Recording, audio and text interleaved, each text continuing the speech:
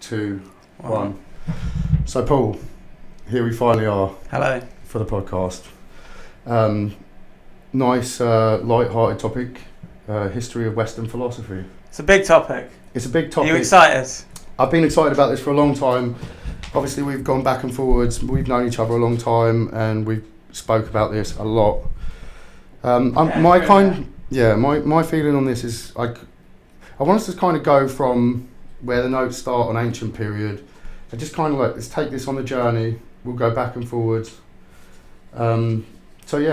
So history of Western philosophy, ancient period. Or do you want to go over some of the limited scope? Just kind of define where you're at with philosophy. Just acknowledge at the first point, like the sheer hubris of trying to tackle a topic like the history of Western philosophy. Yeah. So Bertrand Russell, one of the books that won him the Nobel Prize for Literature was his History of Western Philosophy. Yeah. And this was a guy that had studied philosophy his whole life, was salaried university professor at Cambridge. Now, I'm not a philosophy professor. No. I have a bachelor's and a master's degree in philosophy. So I have some small qualification to talk about the topic. Yeah. And I spent a long time, most of my 20s were wasted on philosophy. Yeah. Kidding. It was not time wasted, but it was time, that could have been spent elsewhere. I mean, I think it's worth just bringing up just on that point. Obviously, like in today's society, it's like what degree do you have, etc. about philosophy, but the greats like Socrates or Plato. Yeah. The idea of university is probably without they're responsible for that. So I do kind of think anyone can be a philosopher, because philosophy being like the love of wisdom, the great thinkers of the past, like we wouldn't have never got to the point of having universities and degrees and academia if it wasn't for the fact that people without a degree before those institutions existed sat and just philosophized. Yeah, it's interesting that you raised that as well, because we're going to move on to as you mentioned, the ancient periods. Yeah. So two figures, Plato and Aristotle. One of the reasons that they are so important and still remembered is because they were the first two in the West. So there are other schools of thought founded in India and China, but they were the first proper founders of schools of thinking. Right, so Plato had his academy, and Aristotle had it was called the Lyceum, and before in the West, before Plato and Aristotle, there were no true schools of philosophy. There were no universities. There were maybe wise people, wise figures in the community, and we're also going to start with the presocratics. Yes. Might be a good time to do that right now. We're here. This is the dawn of Western philosophy. Yes. So when we say, even like, because this for you to say, go on. The term pre-Socratic, obviously that means before Socrates, right? Yes, and before universities. But it's still referred to. So what I'm going to refer to is still referred to as a school. The Ionian school, in particular, of pre-Socratic philosophers are, like, I would say, and this is another limitation of this is to some extent an opinionated view of Western philosophy. I don't think you can. These are my own thoughts. I know it's impossible, isn't it? Yes. Ionian school, very important. No universities, so they largely, made their careers working independently. They did write, so this was a very important time technologically in the sense that the alphabet and writing had just been developed. So in some way you can compare it to today, in that we're now living through this revolution created by the internet and by and even just to pause on language, like the way, look, I saw a good meme, and I mean it's not like, I don't want to hold too much stock in it, but it showed a picture of like ancient hieroglyphs, and then there's like it's an esoteric site, some group I follow, and then it shows like the origin of their alphabet and how it's changed from different periods in which, like, so it's got letters that have been excluded and included, and then it comes all the way down to emojis. It's like we've gone back. We've gone back. We've regressed. So after all this time, we've kind of gone back to the same thing again. Yeah. So I don't know a great deal about Egyptian civilization, to be honest. I started with the Greeks, but I know. But I know, hieroglyphs are pictograms, right? Yeah. They don't. What's so significant about the Greek and later Roman alphabets that isn't seen in Chinese writing either, but it is in Indian, in Sanskrit, right? It's phonetic, right? The characters that you're writing on the papyrus actually stand for a sound, noises that are coming out of your mouth. Right. A complicated airflow. Yeah. As what Jeremy Strong's character from HBO Succession calls it. What's his character's name? I forget it now. I still haven't seen that. It's a great show. I know we're supposed to be talking about history of Western philosophy here. But if you haven't seen the show Succession, watch it. It's not strict. It's not strict. Kendall, that's his character's name. But yeah, I did think that was an interesting thing about emojis, and like obviously I love language and stuff. So like just the idea of like being able to put a smiley face or like the winky face is like it can speak much better than people can articulate sometimes to do that. Yeah. But it doesn't represent an actual sound. No. So when you're talking about the birth, but it represents an emotion. So it does represent an emotion. Yeah. Hence emoji or emoticon or how it's supposed to be said. But yeah, so presocratics, time and invention of the alphabet. On the notes we have there put non-priestly, non-civic literacy. So yeah, I think this is really significant. And again, I'm at risk of always going beyond the bounds of what I do know, which, I will pretend to know, and by pretend I mean, assert that I do know a fair bit about Western philosophy, having squandered my 20s on philosophy. I know a little bit about,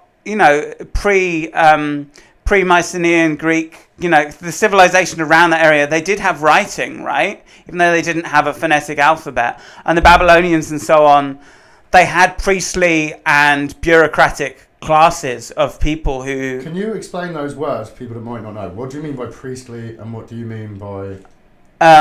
So they had religion and they had a class of people whose job it was to be the... I don't know what word you can use, the kind of... the managers of of that domain of life. People had a form of worship. They recognized things bigger than themselves, and they would go to the priestly class to mediate between the gods and man. So this kind of like obviously we're going forward and we're going to go through time, but it's just I obviously am already jumping in my head forward, thinking like we're at the starting point of priests, faith, the medieval times where like humanity, and that's kind of like what I want to catch at here is that kind of war of ideas and the development of it. Because when we, like, spoiler alert, when we get forward to like the likes of Nietzsche and Heidegger, especially Nietzsche's famous "God is dead," it's kind of like the progress, the stages in which philosophy took. That's really the journey we're talking about from when we were medieval, when we defined ourselves through the lens of God and faith and pantheons of gods, all the way up to the point of like. And I kind of interpret it a little bit differently, Nietzsche's God is dead thing, but we'll get into that later. Like. Sure. But, just trailing off of there, when we go to presocratics, what is it in your mind that is worthwhile us on the journey? Where does it start presocratically? Yeah.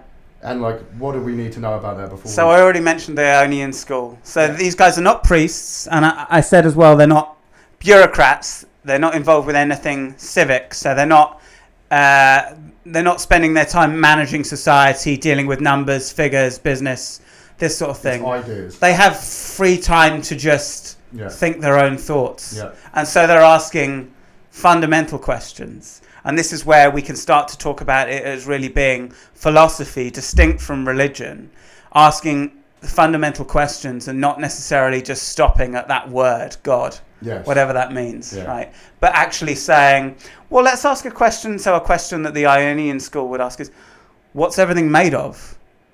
Right, and they had, like, certain people thought everything is water, everything is fire. Thales, Heraclitus, right? Like the original Thales, argument. everything is water. Heraclitus, everything is fire. Completely wrong. Of course. Yeah. But We know now that not everything is made of water I suppose it's fundamentally. a bit later on that you get like rationalism and you get atomism. So they kind of had it right when it got to atomism, right?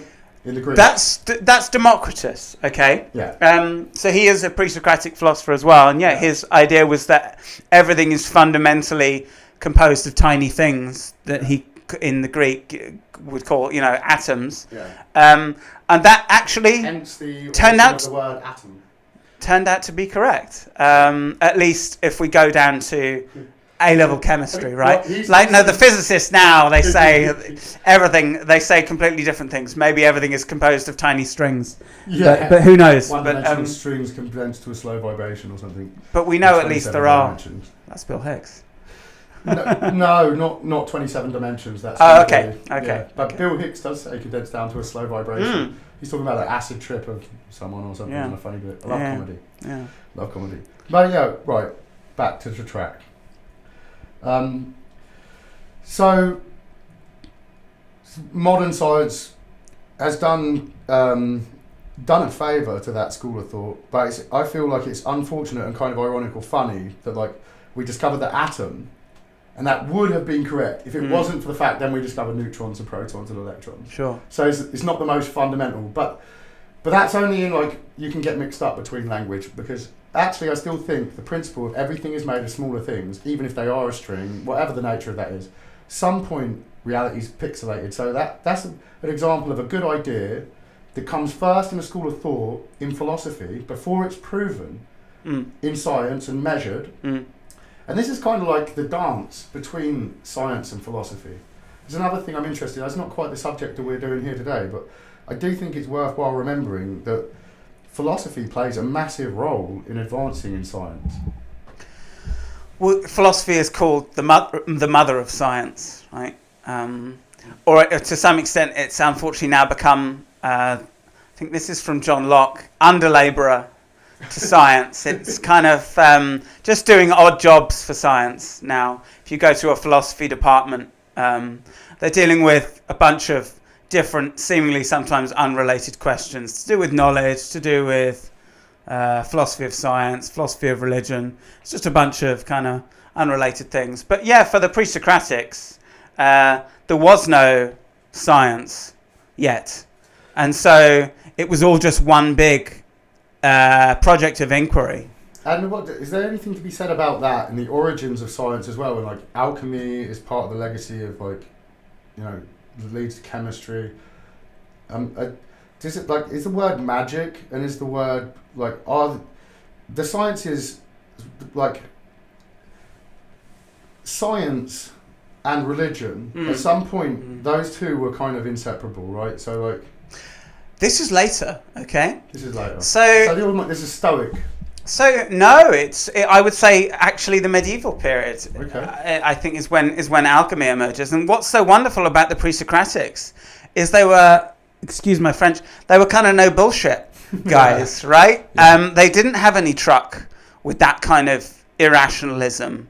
So with possibly some exceptions. So I wrote an essay when I was doing my master's degree on another pre-Socratic philosopher called Anaxagoras. Right. Who was very influential on Socrates, according to Plato. In any case, Plato's account. But he was saying that everything is in everything. Now, I don't know what you make of that. Like, it's a kind of wild thing to say. Have you ever seen that? It's a bit of a segue, but have you ever seen the film Everything, Everywhere, All the Time? No, I haven't seen that. It's a new movie, isn't it? I don't know how new it is, but it's not old. No, that's for sure. No. But yeah, kind of trippy movie. But yeah, I don't know. Like that, obviously the titles are similar, and I read into a lot of the things I'm into. So yeah, definitely. I don't know if I've got kind of a biased and skewed way of the way that I subjectively would take that. Everything is in everything. Like you can say like we're all connected. We're all we're all created from the stuff that they're within the crucible of like giant stars that formed the heavy atoms that were burst out into the universe. Like you take it that far and be like, oh no, in some sense of saying that, everything is in everything. Well, this is I think then you have like distinct objects as well, mathematical objects, physical objects. But that's the same line of thinking, I think, that leads to kind of alchemical thought that we can, because if everything is in everything, then presumably anything can turn into anything, and so you can turn lead into gold, or certainly some things can turn into some things. But like obviously now we're no longer like we have chemistry rather than alchemy, and we recognise ionic and covalent bonds in chemistry. So we know that there's some things that we can't change to other things. But then you have the weird world of quantum mechanics where kind of anything can happen. But like what's like for serious discussion, like turning lead to gold seems unlikely to me, because they're like, or say turning iron to gold. When you've got fundamental elements, can we really change them? That's not the topic. That's a scientific question. It's a bit of an unfair. Yeah, that's out of my wheelhouse. I don't know. It's interesting that you mentioned the notion of change, because we can get on as well. Just briefly, we can mention Parmenides, another important pre-Socratic philosopher, who did have an argument, and this is another thing that starts to emerge at this time. People that just went around Greece, just arguing, just coming up with kind of little structured scenarios, little kind of paths of thought that lead to surprising conclusions. And Parmenides and his pupil Zeno basically argued that change was impossible. So not only can you not turn lead into gold, or can one element turn into another, or whatever. They actually thought that essentially what we see and think we see in terms of there being some kind of change in the world is in some sense an illusion, right? And there is some kind of fundamental being that is just being with a capital B, right? Just there's existence, and it's just somehow unchanging. And this was in Parmenides. This was based on certain arguments that it's difficult to re-articulate here because they depend on the grammar of the Greek language. Right, okay.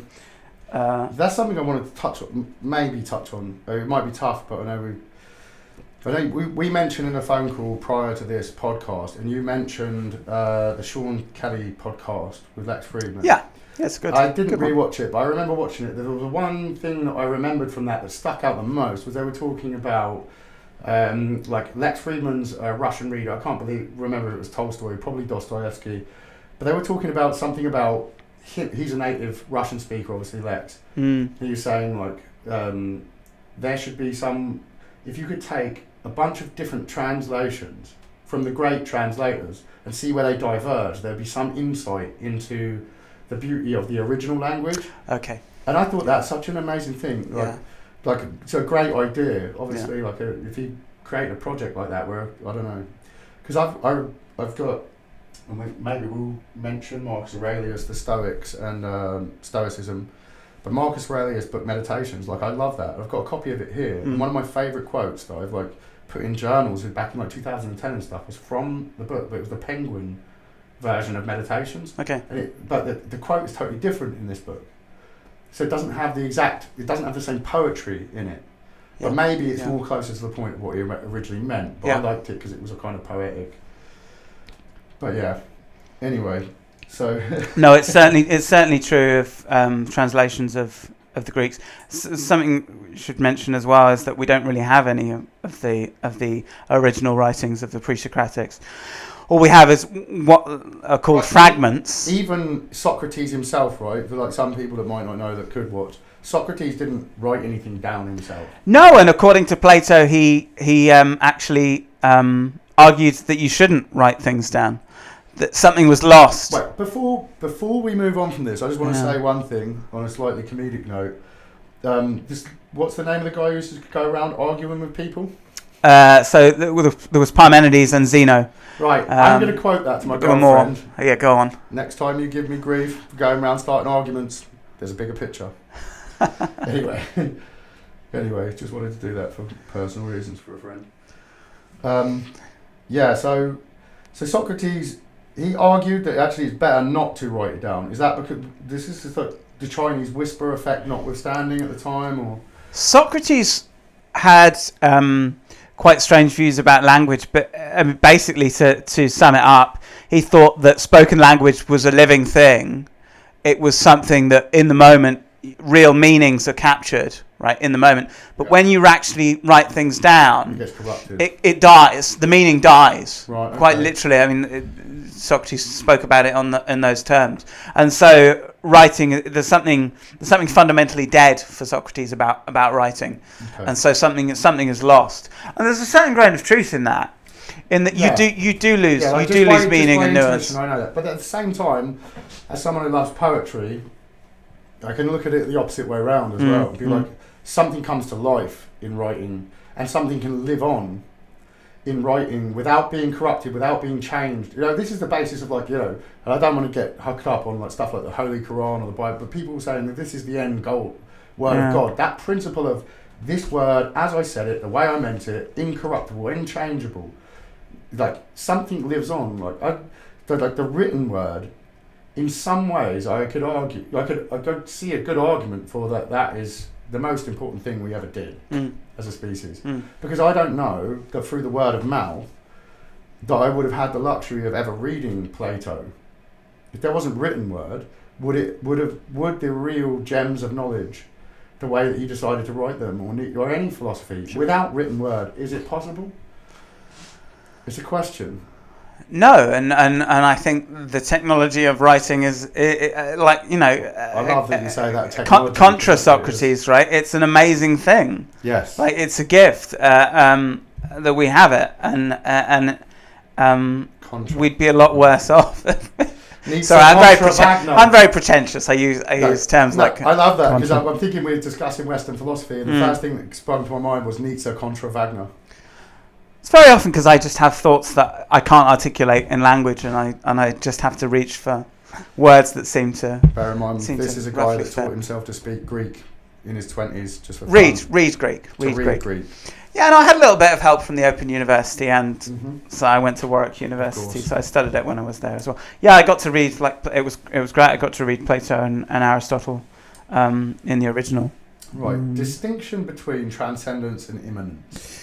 Yeah, so this is where we're a little bit getting to my agenda, because I mentioned as well that I'm interested here, although it's prefaced as the history of Western philosophy. I'm interested mainly in talking about what I call metaphysics, right? So not axiology. What is reality? Not kind of values, questions of how to live. Obviously, they're very important and interesting questions, but you can only focus on so much. Yes. In one podcast. Yes, of course. And transcendence and immanence. Okay, so people might have heard the word transcendence in the kind of spiritual context. Immanence, I think, is quite an obscure word, but it basically just means the opposite of transcendence. Yes. So if we think of things that are transcendent, if you believe in God, again, assuming God to be a thing, if you believe in an immortal soul, if you believe in, I suppose, the supernatural, if you believe in, like, ghosts, these are things that are somehow supernatural, you might say transcendent of the material world. They somehow exist over and above these things. Whereas what's immanent is actually what exists in and through 1 + 1 = 2. Reality, right? 1 + 1 = 2. Well, that's. I bring that up on purpose. Yeah. Because it's abstraction, right? It's abstract reality. Yeah. It's an idea that exists in a mind. This is metaphysics, right? So metaphysics, like, there's branches, there's epistemology, there's axiology. We're here to talk about metaphysics today, primarily. Yeah. Now, the metaphysics, as far as I understand it, maybe you could tell me where I'm wrong or right here. Metaphysics, as far as I understand it, is trying to understand the nature of reality. Yeah, I think that's as fair a summation as possible. But there are some people talking about it in the aspect of the abstract. So that the way that we come to understand reality is like we were joking about earlier before dinner, the square root of -1. Okay. And we've mentioned string theory and stuff like this. Like, abstract things like numbers are in novel ideas that come up in math, in science, in philosophy, like then the way that these come together is that we think up novel ideas that are counterintuitive or maybe just absolutely absurd on like an obvious level without having deep thought on a subject and coming up with the idea of minus numbers creating a positive number. It's like that sounds so abstract and out there, but actually it teaches us something about the nature of reality, and we use it in technology, and it works, and it's testable, and it's feasible. So to me, that when I think of metaphysics, that's kind of what I think about. I think about in the context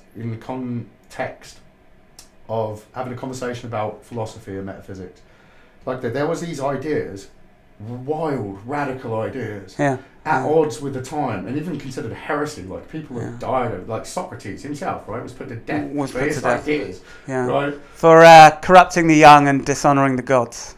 Were the charges. There you go. Yeah. There you go. I'm sure he was guilty of both. Yes. Gosh. Yeah. We can't say the word context today, can we? I accidentally said, I misspoke and said contract.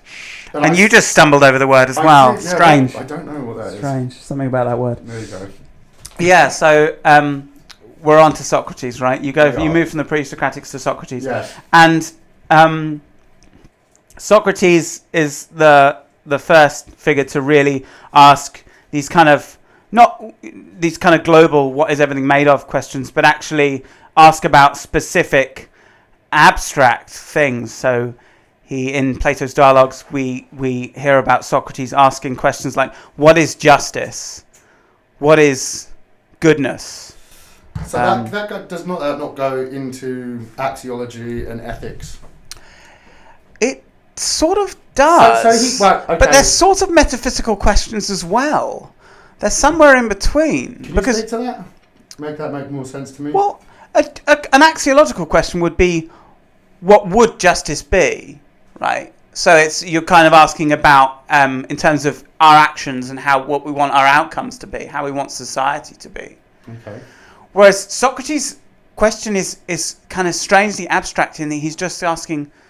I would forget the Greek right now, but the question of what is justice? Not like how can we have a just society, but just what is it? Right? What does it even mean? Yeah, what does it even mean? Yeah, okay, yeah. That works. That makes sense to me. I like the idea of justice and different things as well. We have justice now, a justice system. This is even an oxymoron, but we have say Japanese culture. I know we're on Western philosophy, but like the closing the circle of justice with a revenge to like Judeo-Christian values of like turn the other cheek. Yeah. So there is definitely a scope for an argument of ideas and for a deep discussion on what is justice. What does that word really mean? So that's the question posed famously in Plato's Republic, which is one of my favourite books. Yeah, it's a good read. It's possibly Plato's longest work. The Laws might be longer. I'm not actually entirely sure on that.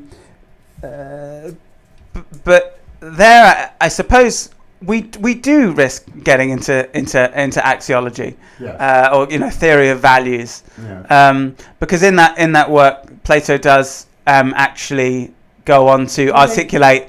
What do they call it? What diagram? A perfectly just society in his view. They call it is it a Venn diagram? Venn diagram. Venn diagram.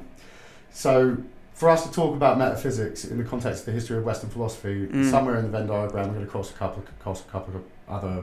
You're going to stumble into other topics. Yeah, it's kind of impossible. Philosophy's like that. So Socrates is here. We're in the Socratic period. Is that fair to say that? So it's pre-Socratic. Was this just now modern? Is this the birthplace of modern Western philosophy? Is Socrates? So I've already said, and this is I think really important, is that Socrates is, I think, and has precedent for really asking and delving into the nature of abstract things, right? He's not asking what is a table, what is a chair, what is the sky? Okay, he's asking about justice, about goodness, Ethics. about truth, right? Truth. This is important, right? That's important going forward because we got to. Socrates, I think, is a tough one to focus on too hard, since there's a lot to say about him. But like what we know of Socrates comes from Plato. There are three sources. The main one of which, is Plato, and in fact, almost exclusively everything that we think we know about Socrates comes from Plato. There's also someone called Xenophon, whose accounts are sort of he was more of a kind of non-critical disciple, so they're quite fawning and quite sort of banal accounts of Socrates.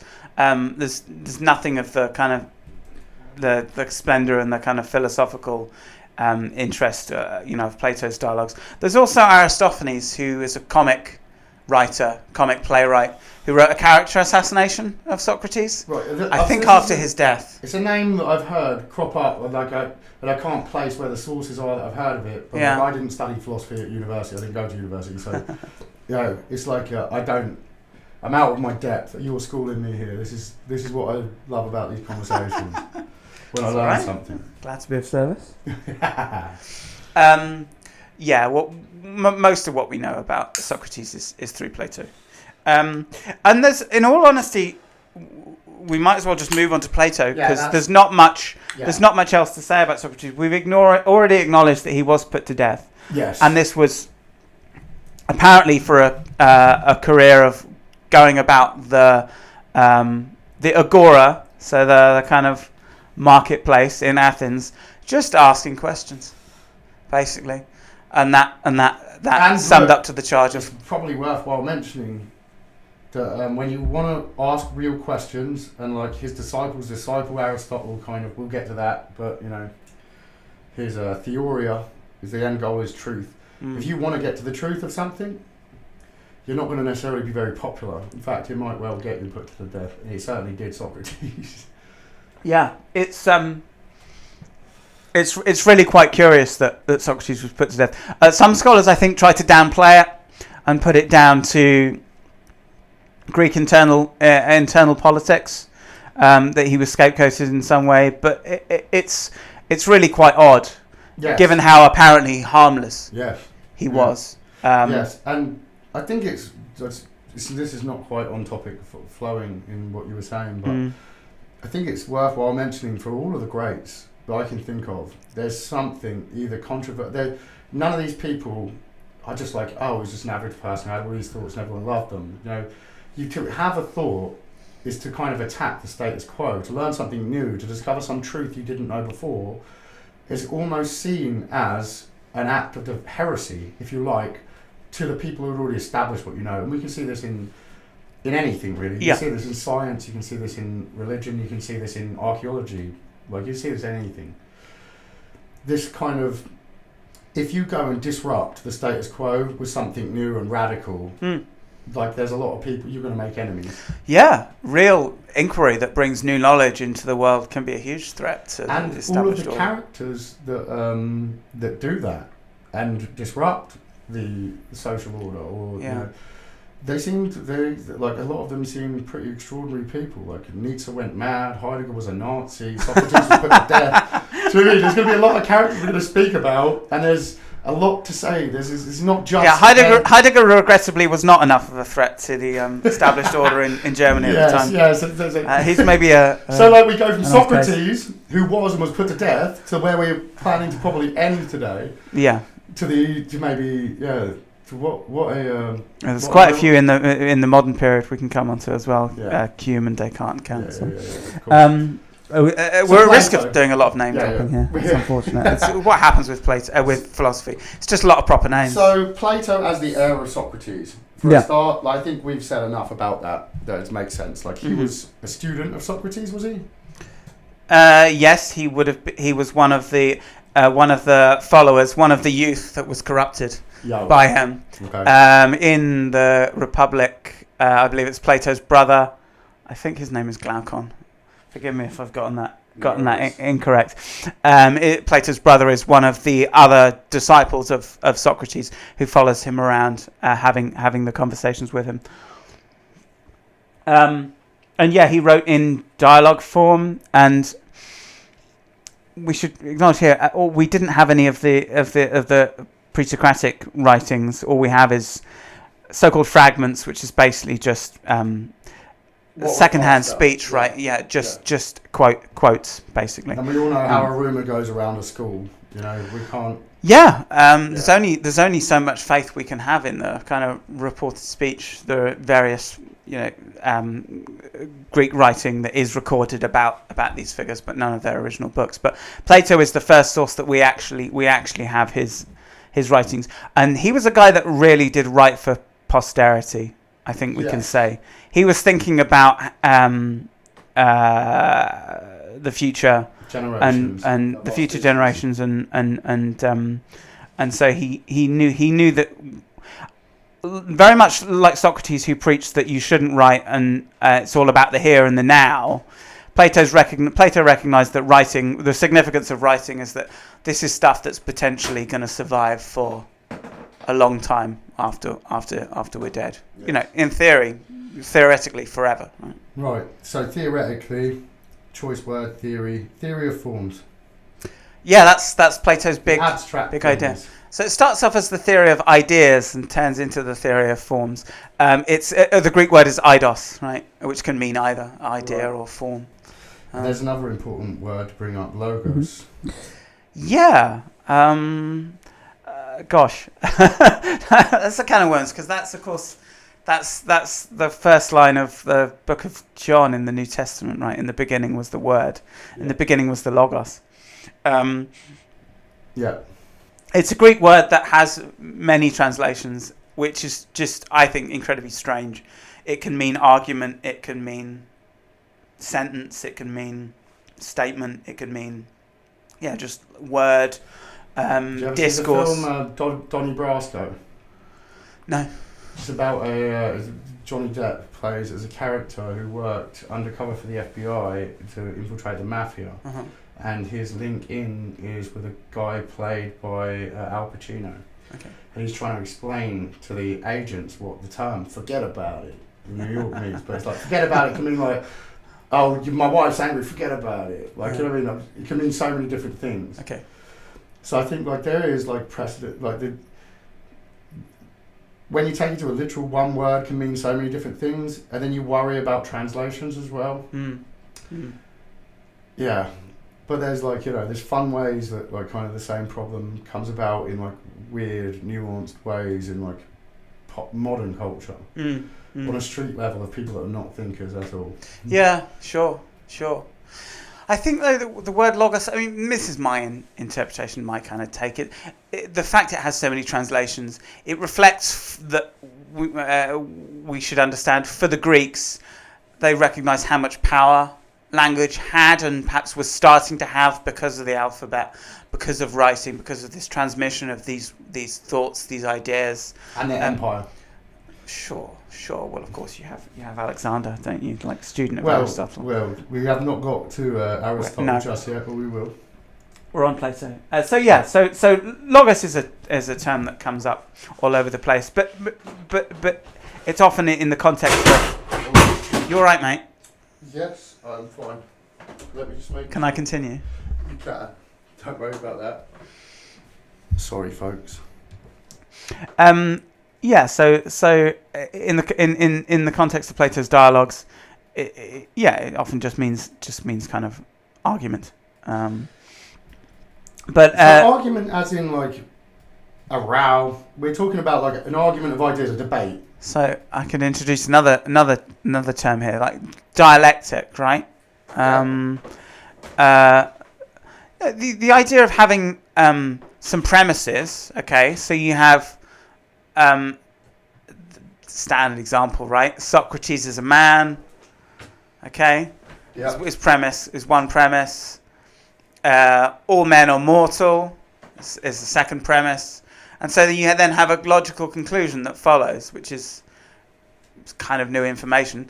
Socrates is mortal, right? Because you have these, you Yeah. have this kind of movement in language and in thought of like kind of deducing new information. That's kind of all I mean by kind of argument. And this is what Yeah. you have Plato. Socrates in Plato's dialogues, taking his students through, taking them to. So bear in mind the gravity of the weight of the word logos, Go and on. how much it's even thrown around. Whether you Jordan Peterson uses logos. We talk about logos.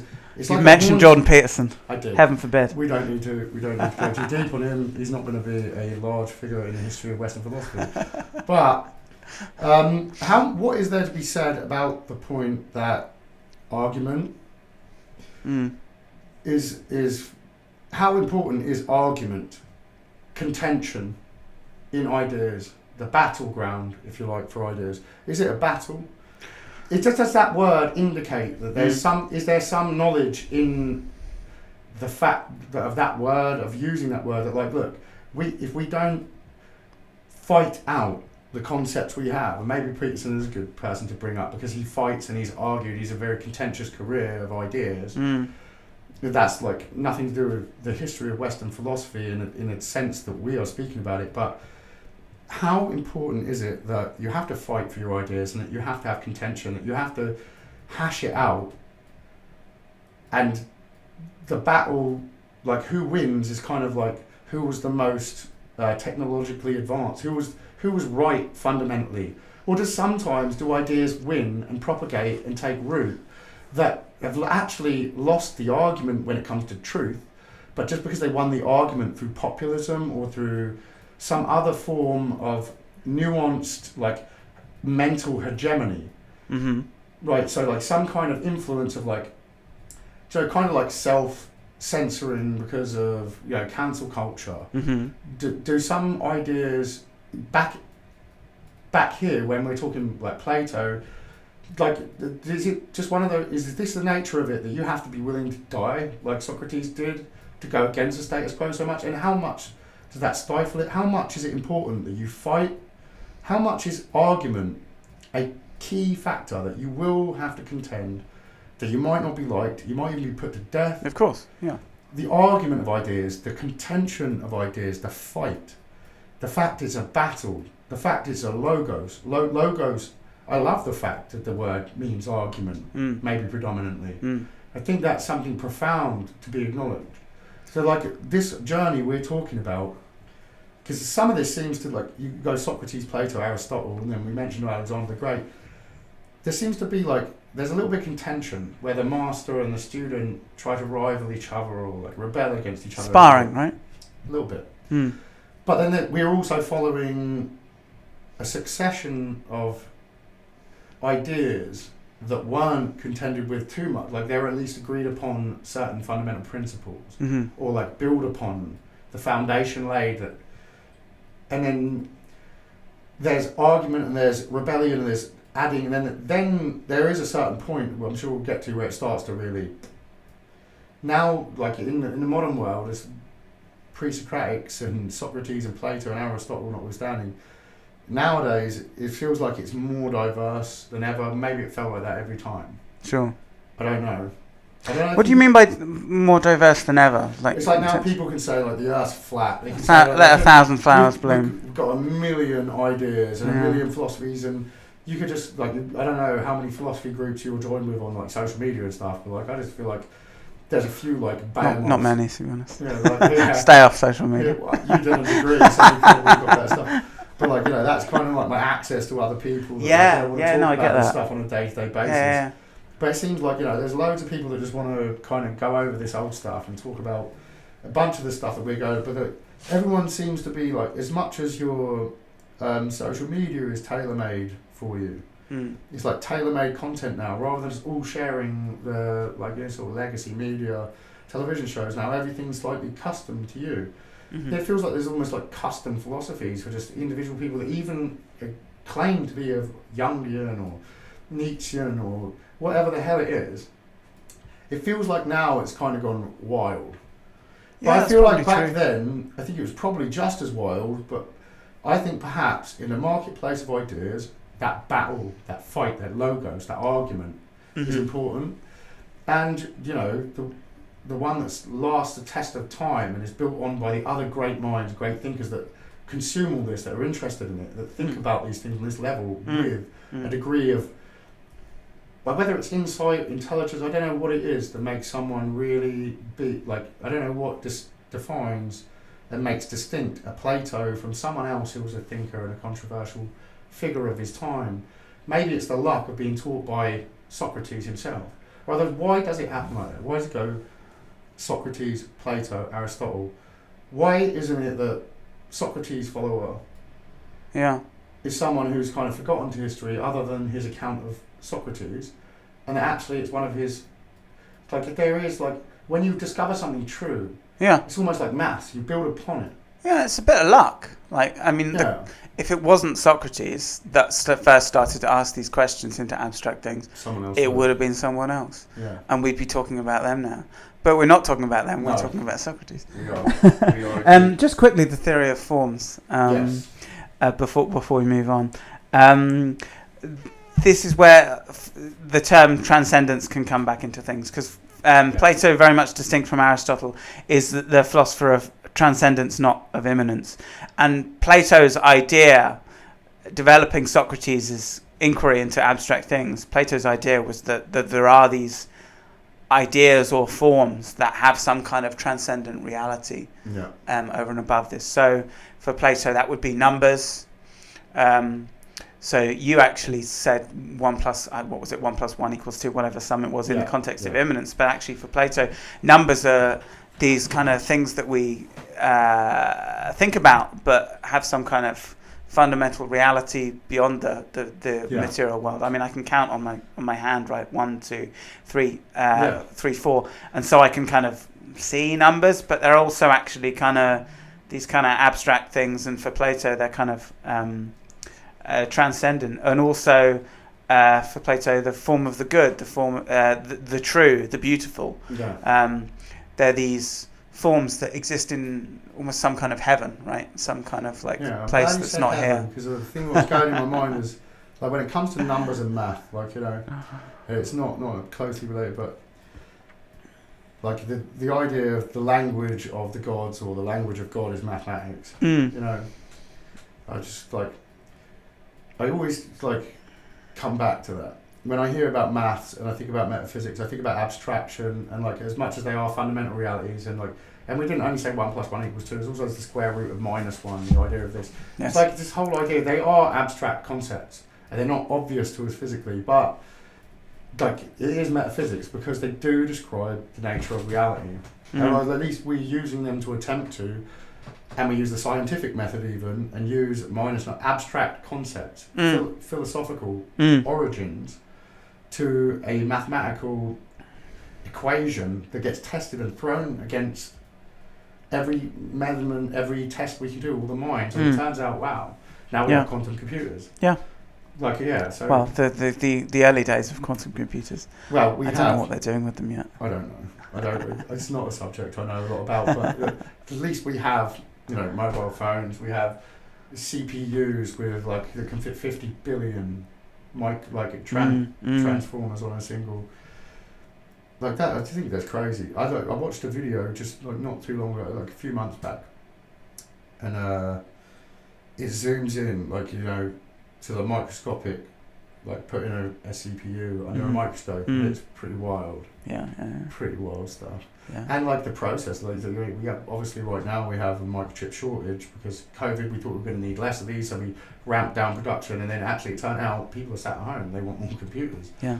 So now we have to. It can take 26 weeks to make one microchip. Yeah. Because you're rendering 100% pure silicon is a difficult thing to do. Yeah. And putting layers of stuff you can etch, close to nanoscale circuitry on through a process of lasers this. It's absolutely wild. Yeah, and Plato was convinced that numbers were somehow the key to reality, right? They were the key to things. Follower of the not only of Socrates but the cult of Pythagoras, right? this very mysterious figure about whom we know almost nothing, I've actually got it in like my side notes because there's nothing mentioned in the notes we take back and forth. No, because he's Pythagoras theorem. Like, I did want to ask where this fits in. It's through Plato. Plato is the person whose writings survive, but it's sort of widely accepted in the kind of scholarly community that although Plato gets his kind of interest in abstraction and inquiry in general, and in the good, the true, and the beautiful, and so on from Socrates, the obsession with numbers, it's due to Pythagoras, the kind of cult of Pythagoras. So from Plato, just to keep things moving, Aristotle, student of Plato, student of Plato, right? So this is the natural next step. Yeah. I love Aristotle. I've got Aristotle's The Politics right there. You can show it. Yeah, in fact, that's the physics, isn't it? That's the Politics. Oh, that's the Politics. Yes, that's the Politics. So the word politics actually finds its origin in that book.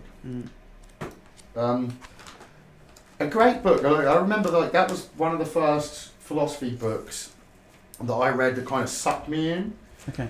Because it kind of starts off, and I'll butcher this because it's been years since I've read this book, but it basically he describes like it's a natural process that a man is attracted to a woman, sort of thing. Sure. And then it's a natural process, like the natural outcome of that is that they will have like children, and then like he's going up like levels of hierarchical levels of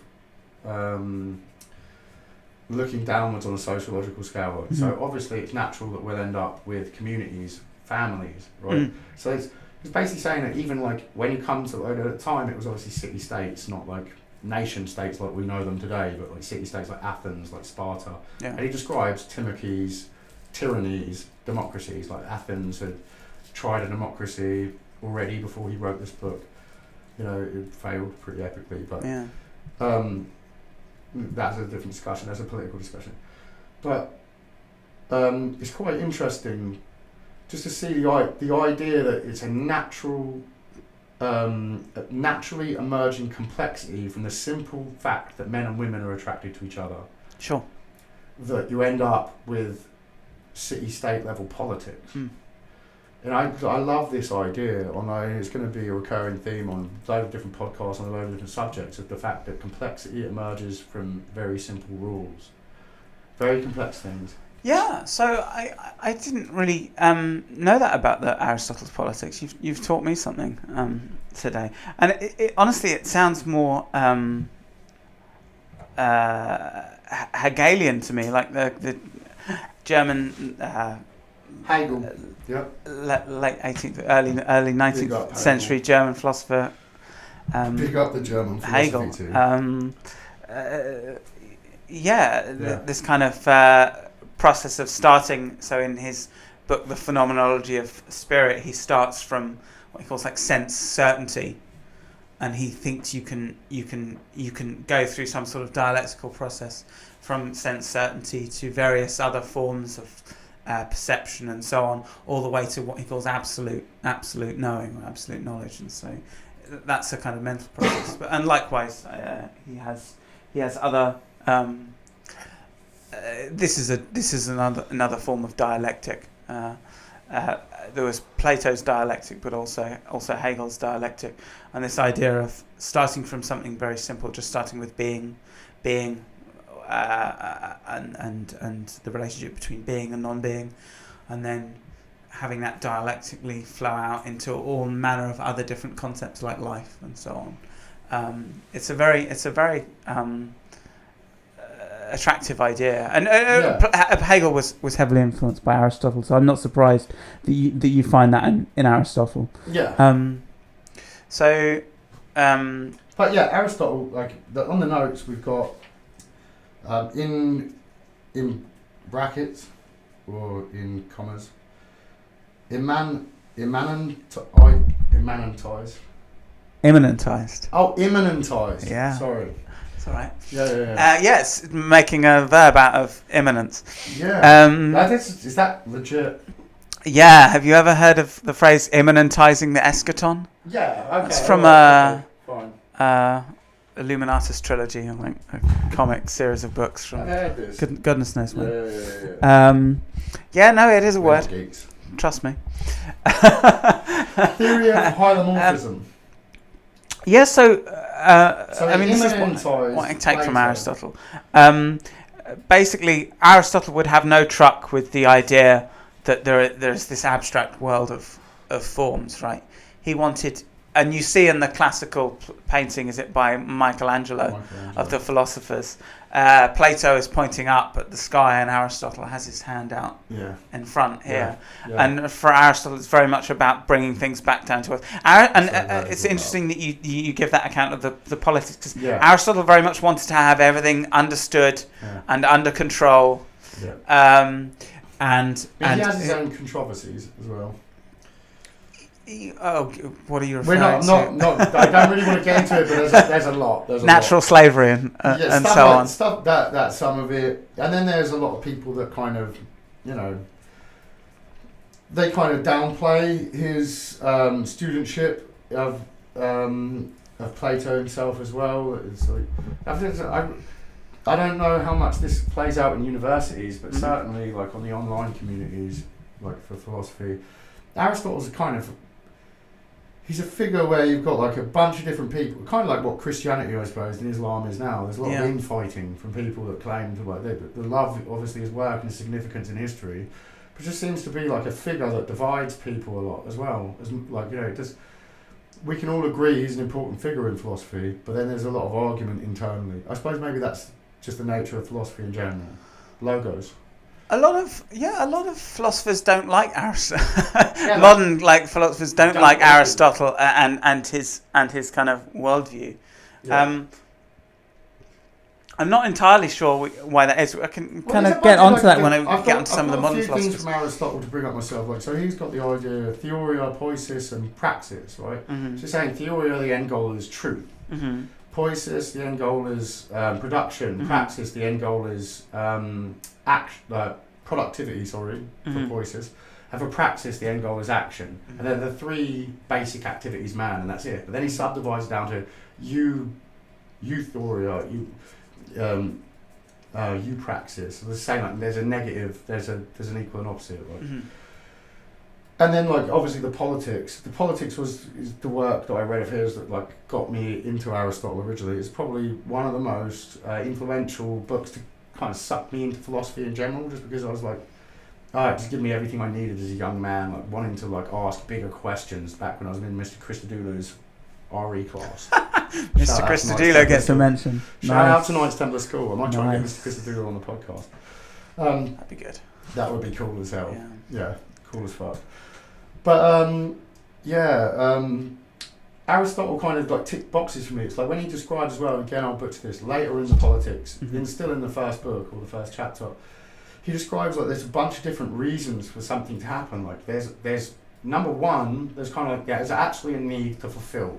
And this is way before Adam Smith's The Wealth of Nations and the Invisible Hand that's going to guide the markets of capitalism. But it's just a precursor to it, thousands of years before. Yeah. Where he says there's a reason for someone to make shoes, right? Because people need to protect their feet, they need shoes. But then there's another reason why someone will make shoes, not because they care about making good shoes. Yes. Just because they want to augment capital of other people. I'm using language I shouldn't. Just because they want to make money out of selling shoes. Yeah. Just because there's a market for it. It doesn't say it in that way, but it says, I think that is almost that's a false reason to do it. If you're just doing something to make money out of it, that's fundamentally different than making it because you're solving the problem of doing it. Now is an abstract reason that you're doing it. Sure. For your own, after listening through the different, that whole, by the time I'd finished reading the first couple of chapters of Aristotle's The Politics, I knew, it was something I was obsessed with for until now. I'm still making podcasts a day about the history of Western philosophy. It's never ever left me. Well, that was partly my suggestion, I think. Was definitely the whole thing was your suggestion. You agreed to it. I agreed to it, but I'll never not be interested. I'll never not have the philosophers at hand in some books, and I'm never going to not be have groups that are just like philosophy groups on social media, like it's just never left me. You know, like philosophy, I think is, something.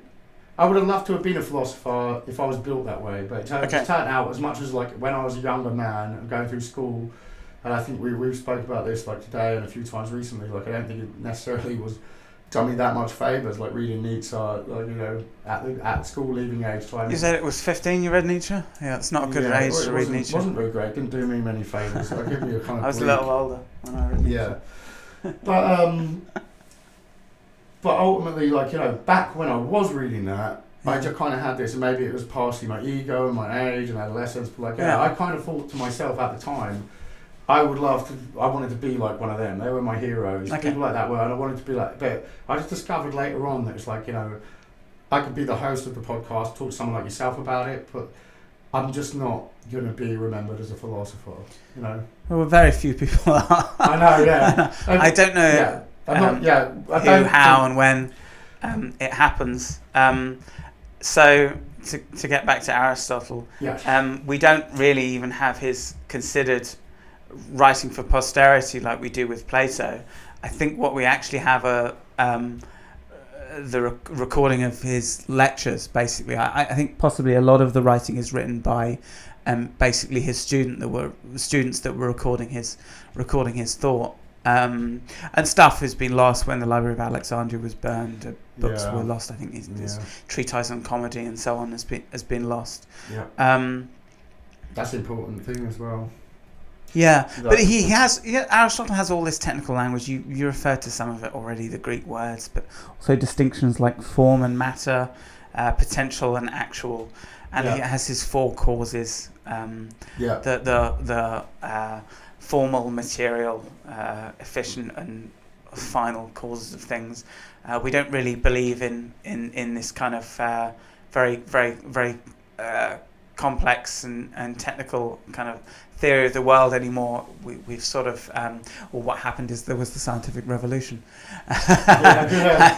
and we learnt a great deal more about the world. But Aristotle was incredibly influential. Scientific revolution and the Enlightenment the same thing or no? So the Enlightenment includes a bit of axiology as well, right? Yeah. If you want, scientific revolution is more the metaphysics, and the Enlightenment includes a bit of the axiology as well, a bit of the kind of, you know, liberalism and development of. Is there going to be like maybe freedom. Like an infinite number, maybe 3 great Enlightenments? Like the one has to have the other. Like we only need to discover there's atoms before we get to the point of quarks or string theory. Is it a similar thing?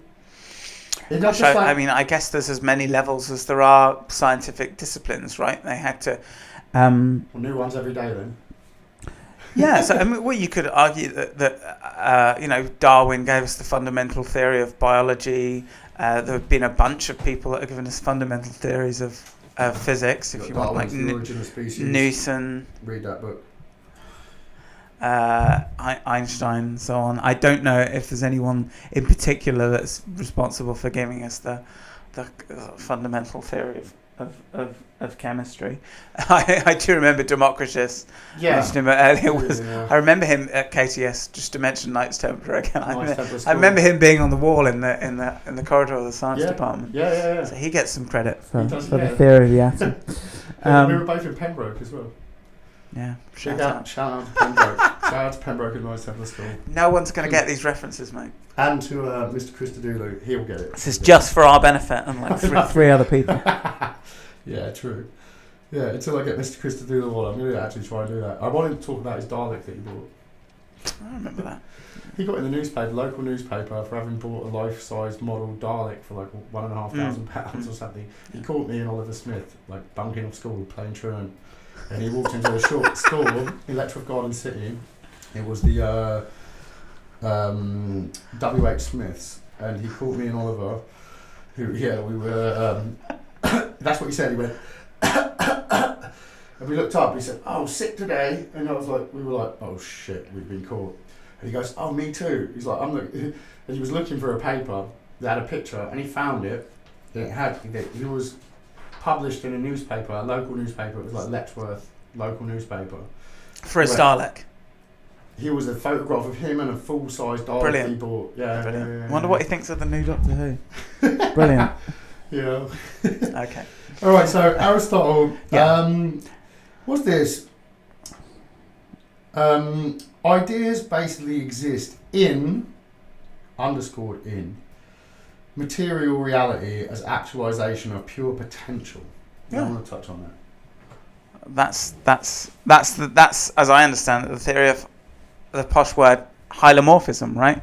Instead of having this, I mentioned before, instead of having this world of transcendent forms, for Plato, for Aristotle, things like the good and the true and the beautiful actually exist in real things themselves. There's no kind of separation.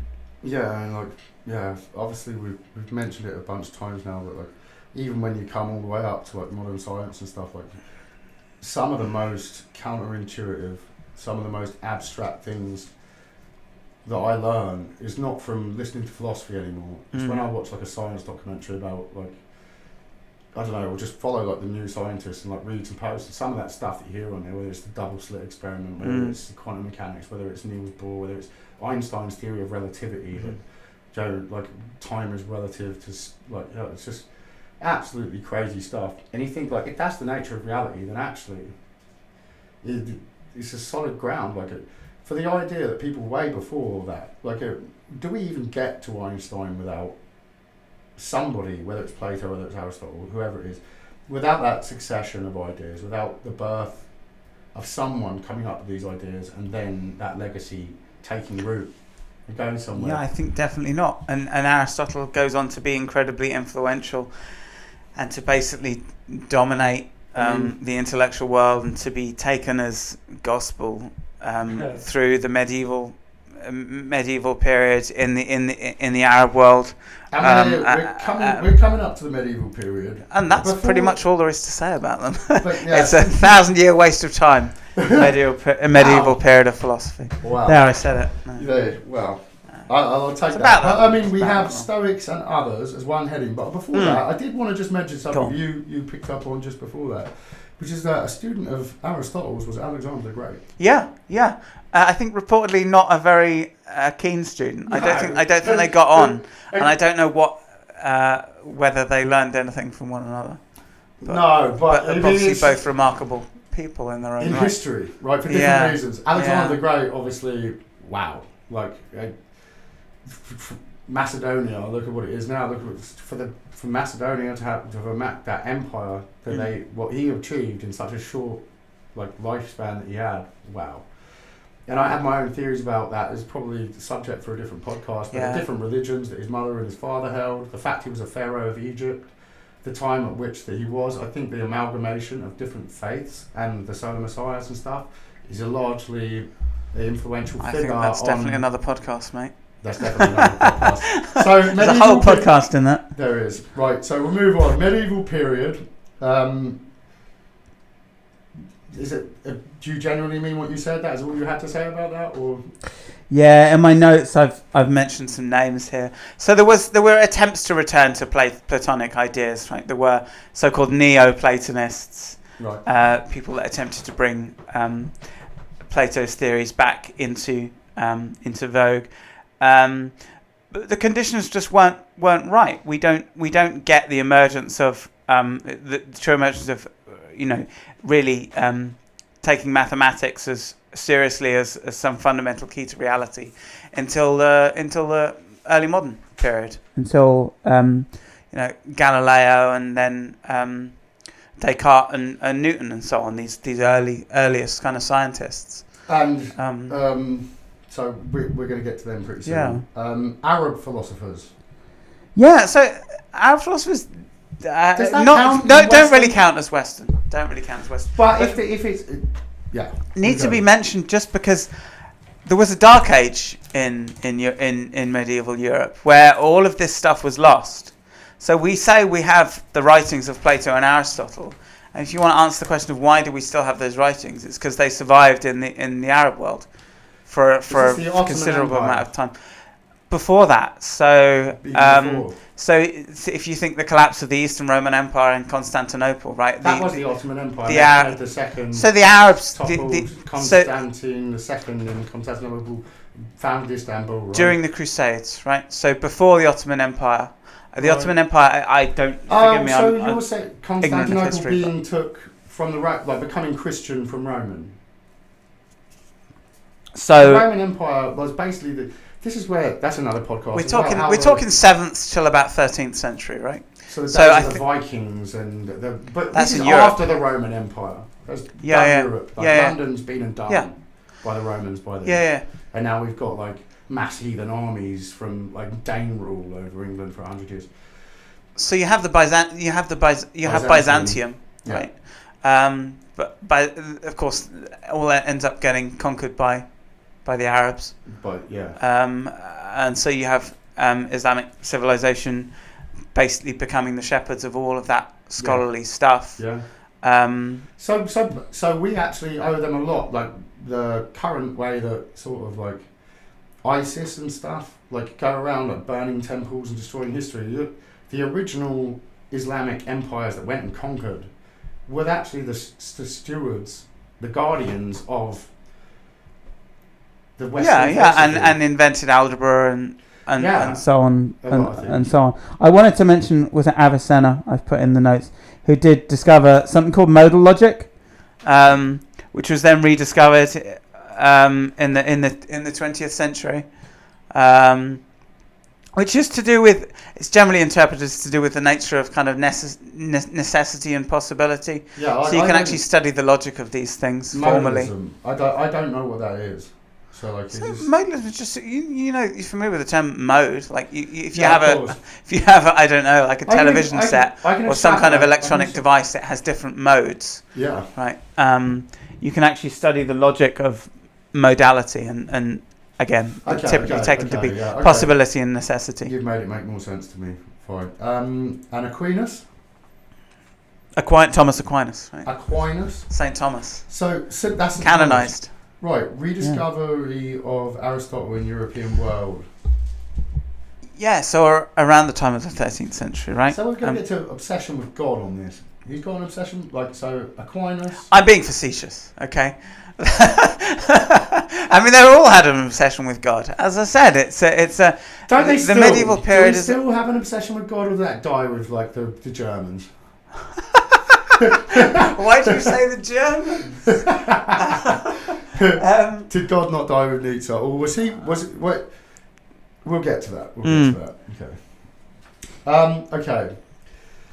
So, any lingering thoughts from medieval period Arab philosophers before we get to the modern period? I think the take-home message is it's the reign of although we have Christianity. In philosophy, really, you have just the reign of Aristotle, having come up with these theories of how the world works, to do with form and matter, and as you mentioned from the politics, to do with this emergence of these forms from very simple beginnings.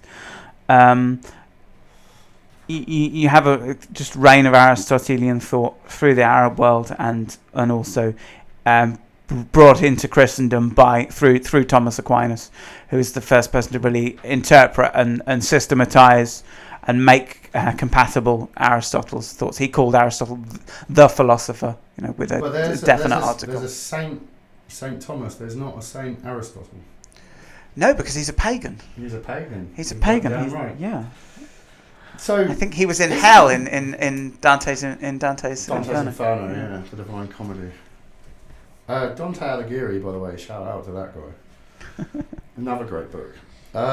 So modern period. We should speed up.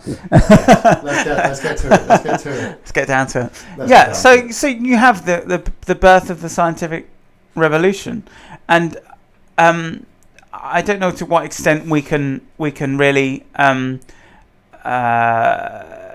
give philosophy with a capital P. I don't know the credit for the scientific revolution. It's something that happened at a time that it was possible. Okay, you have another technological invention, the printing press. Yeah. which Yeah, did there's like a load of different correlating factors that have to all come together to make what is the modern period. So otherwise things could have gone on a lot longer. The way, like, you know, before.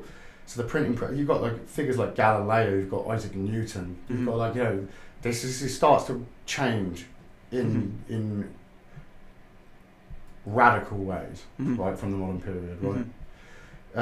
I don't know, who is the figure, like, so we can say, like, there's pre-Socratic, and we just kind of turn everything before that. The whole pagan age, like, up to the point of St. Thomas, is basically pre-Socratic, then Socrates, Plato, Aristotle, and then, like, the bits in the middle, which I'm sure many great people have studied those bits in the middle medieval times, and like we're not trying to trash talk on there, but, like, in the history of Western philosophy, we're saying that's not particularly significant for a long time. And then we get to this new modern period. Like, who's the first guy? Is it Galileo? Who is it? I think Newton is right? the most significant, because you have this notion emerging of the laws of nature, right? But this is what's interesting to me as well, because, say, like, Isaac Newton, he's, like, you know, the famous apple dropped on his head, the theory of gravity, Newtonian physics. Obviously they were added upon, you know, Einstein or whatever.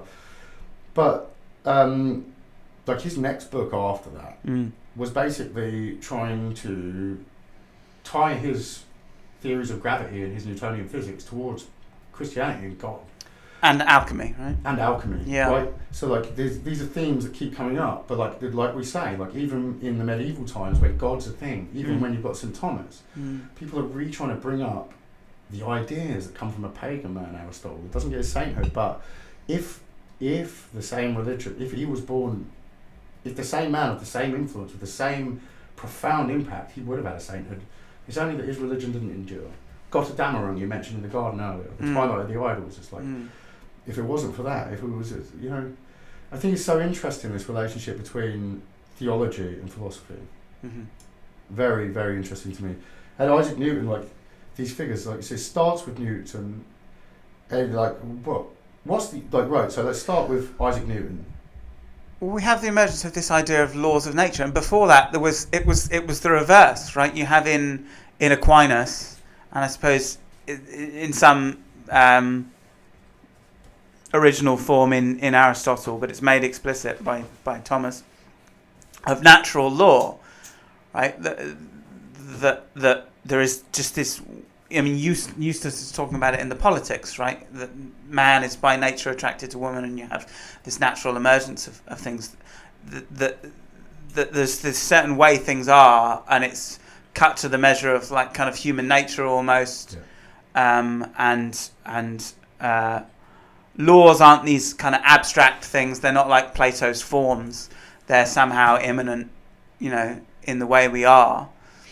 And what's so, I almost want to use the word perverse or, like, different, scary about Newton's idea is that you have a law of nature, a way things are that is completely alien and independent of kind of human beings. It's something over and above us. A law of nature is something that's far more Platonic than it is Aristotelian. It's transcendent, right?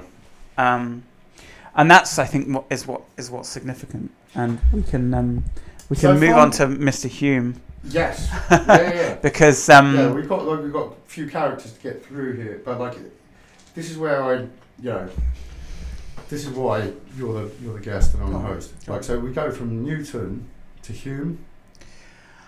So the reason I bring up Hume right away. Or is the next most significant in line? Because the story I'm trying to tell here is you have this idea of laws of nature, right? Yeah. And that already in itself is quite surprising. And so there's this philosophy of mechanism, right, of understanding everything in terms of, and in Aristotle this was the notion of efficient cause, purely like efficient causation. So it's the kind of causation of when you have, like, a Newton's cradle. I don't know if you've seen it. Yeah. One of these, you have the ball hits the other metal ball and it causes a cause and effect, right? It's a simple kind of causal chain. Unlike in Aristotle, for example, the final cause is this idea of the purpose of something, right? What it's for. So the that's kind of what he's getting at in the politics. He gets at in other works as well. Like there's the thing that gets me is when I read a piece of compelling work from a great mind. Yeah. I'm like a sucker for this. Is when I realised I wasn't going to be a philosopher myself. Because like I just get sucked into their stuff.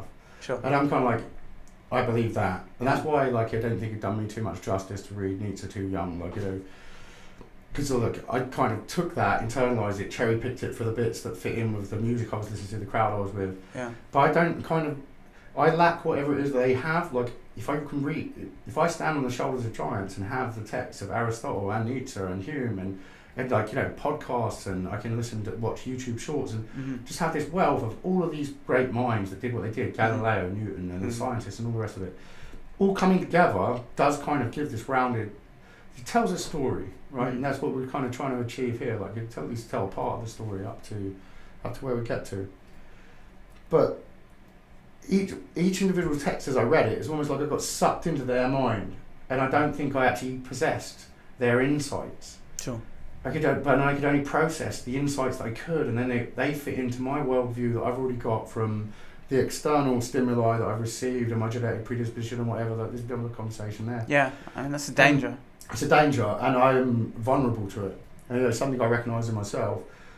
And so, like when I sit and have these conversations, it's kind of like it baffles me how much I could think like I've gone and watched a bunch of stuff and like. We've spoke backwards and forwards. I didn't do hours of prep, but I kind of like thought I've got this in my head, and then like I sit and talk to someone else, and I'm like, wow. It surprises me how shocked I am to hear the ideas that I think I know something about said back at me, and I realise like, wow, the power of conversation is now I look at it. It's just like even just one sentence. It seems like a very simple sentence. There's something about Aristotle. And it's like, wow, now. Little parts I already read that I remember the quote of that I'm going to bring up or remember. Yeah. Don't necessarily remember it so well, but like it's like wow, I think there's a power to that. This is like I'm so glad we did this.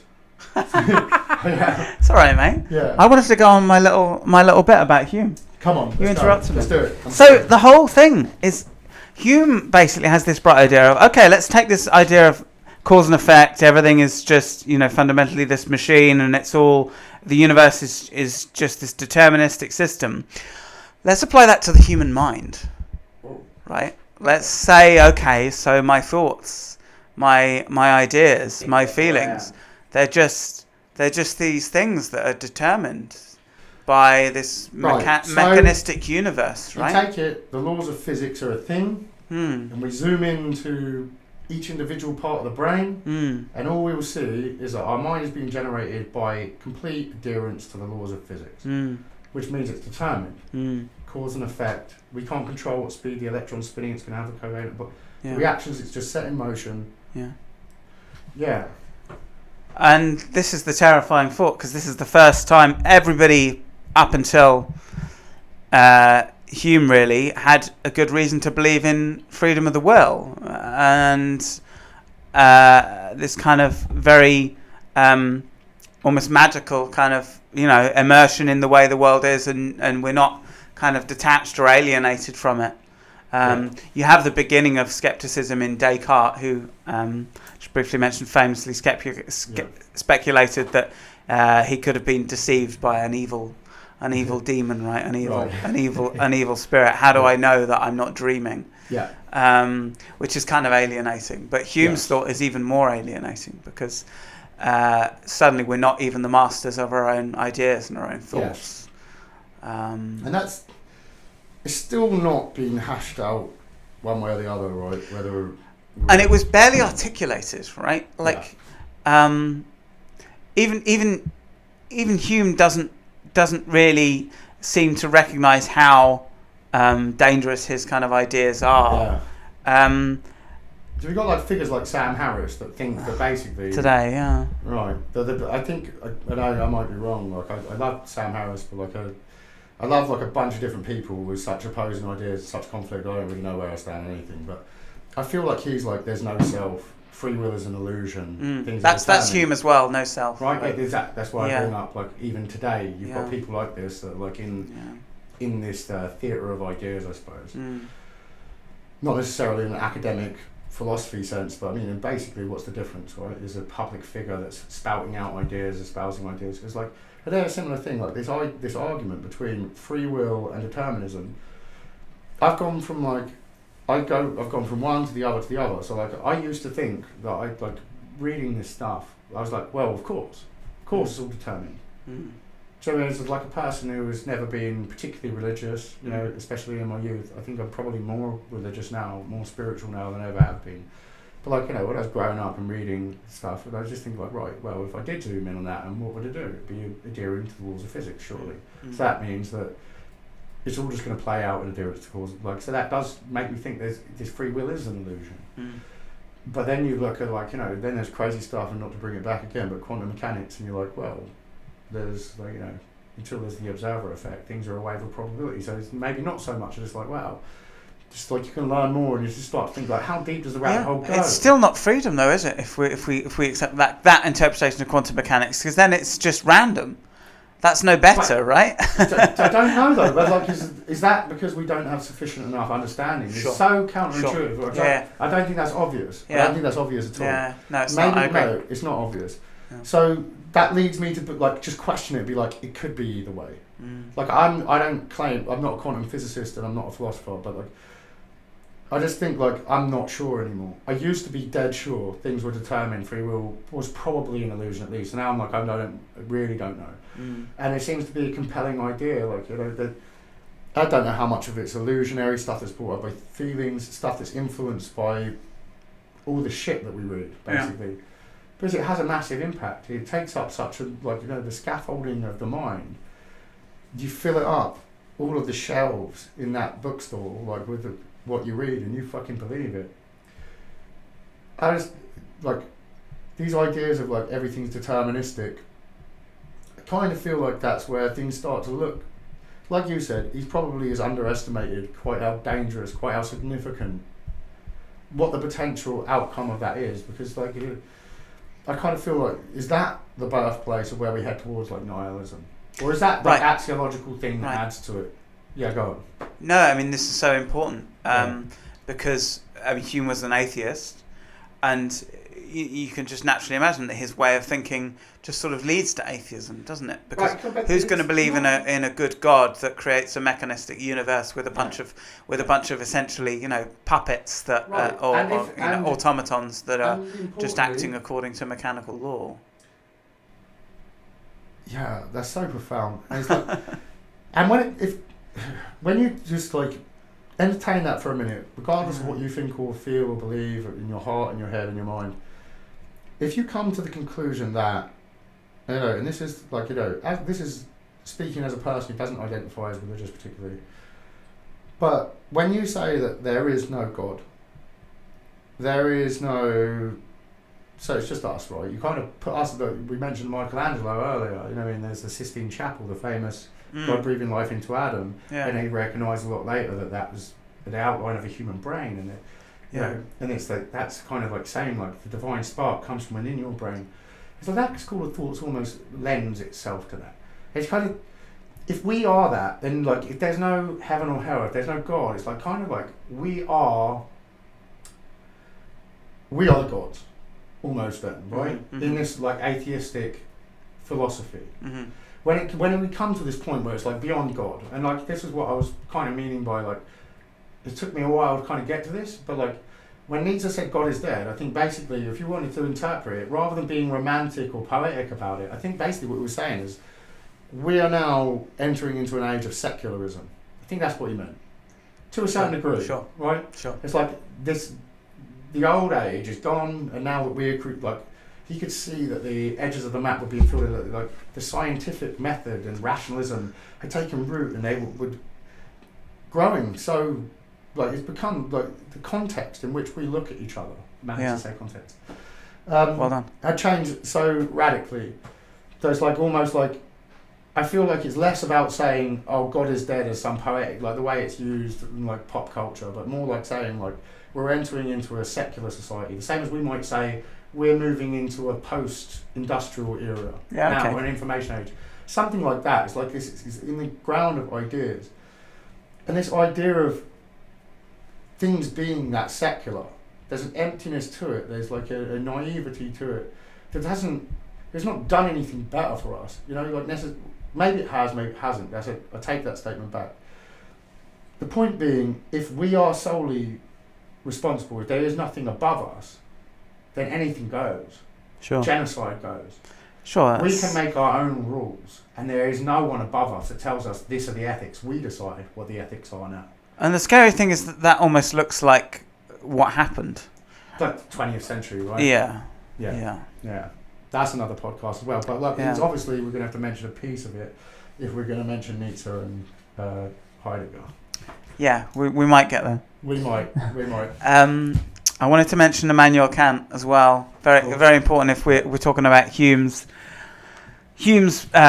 problematic. Kant is very important to mention because he is the first person to read Hume and really recognise the gravity of what Hume is arguing. Yeah. It's strange, isn't it, that we sort of today we just have this vocabulary and this way of reasoning our way into like believing else, that free will is an illusion and there's no God and so on. We stand on the shoulders of giants. That was it seems almost impossible to articulate in the 17th century. Yeah. In part because there was a very strong social pressure. It was you'd be cast out of society if you were suspected of being an atheist. I think we still suffer the same things today. Like, there's certain truths we can't say, we'll be cast out of society still. Quite possibly. But Kant basically read Hume. He described it as being as if being awoken from a dogmatic slumber. And he spent 10 years writing his so-called critical philosophy. Yeah. The critique of pure reason, critique of practical reason, and the critique of judgment, which is essentially, and this is me being facetious again, I've already ragged on medieval philosophers. No. Kant essentially Kant essentially, I loved Kant. Right? Wow. Kant was my favourite philosopher. Piss a lot of people off. Yeah, no, I mean, he's essentially what he's attempting is a triage, right? He's just attempting to make compatible the Newtonian natural philosophy that's come along with the old Christian doctrine, and he attempts to marry the two. It's almost impossible to go into any detail about Kant's philosophy here, but one thing he does seize on is consciousness. He does talk about, in particular, the unity of consciousness, or in fact, in Kant's language, it's the unity of apperception is technical language, Kant language that he uses. But he thinks he can save free will and science at the same time. And to what extent he's successful, you'd have to go and read Kant. There we right? go. Yeah. But I think he does touch on this importance of consciousness, and perhaps that we think maybe there's no freedom of the will. But hey, what about consciousness? Actually, does consciousness seem like there's something that would be produced in a mechanical universe? It seems something quite odd and spooky, doesn't it? Once again, that's spooky, right? It's spooky action at a distance, of like quantum entanglement or whatever. It's like, does it seem spooky? But what? How much of that intuition, or how that feels to us? You use the word spooky as emotive language, right? Yeah. Like, how much of that is just a byproduct of? Like, we don't know, right? So there's. We basically test ideas against the world. We measure them, and it seems like we come up with some answers that we can recreate and retest. And then because I'm not going to shit on people that believe there's no God, or atheistic, or nihilistic, or whatever the fuck they are. But I understand why some scientists think wow, we've tested this stuff, we've come up with math, we've come up with science, and it seems like consciousness is generated in the brain, because if I take this part of the brain out, you're not conscious anymore.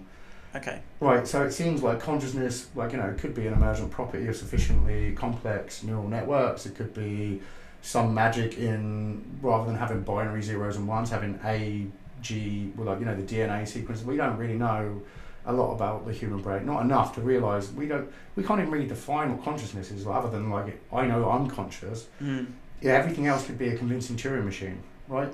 So it's a sad thought, isn't it?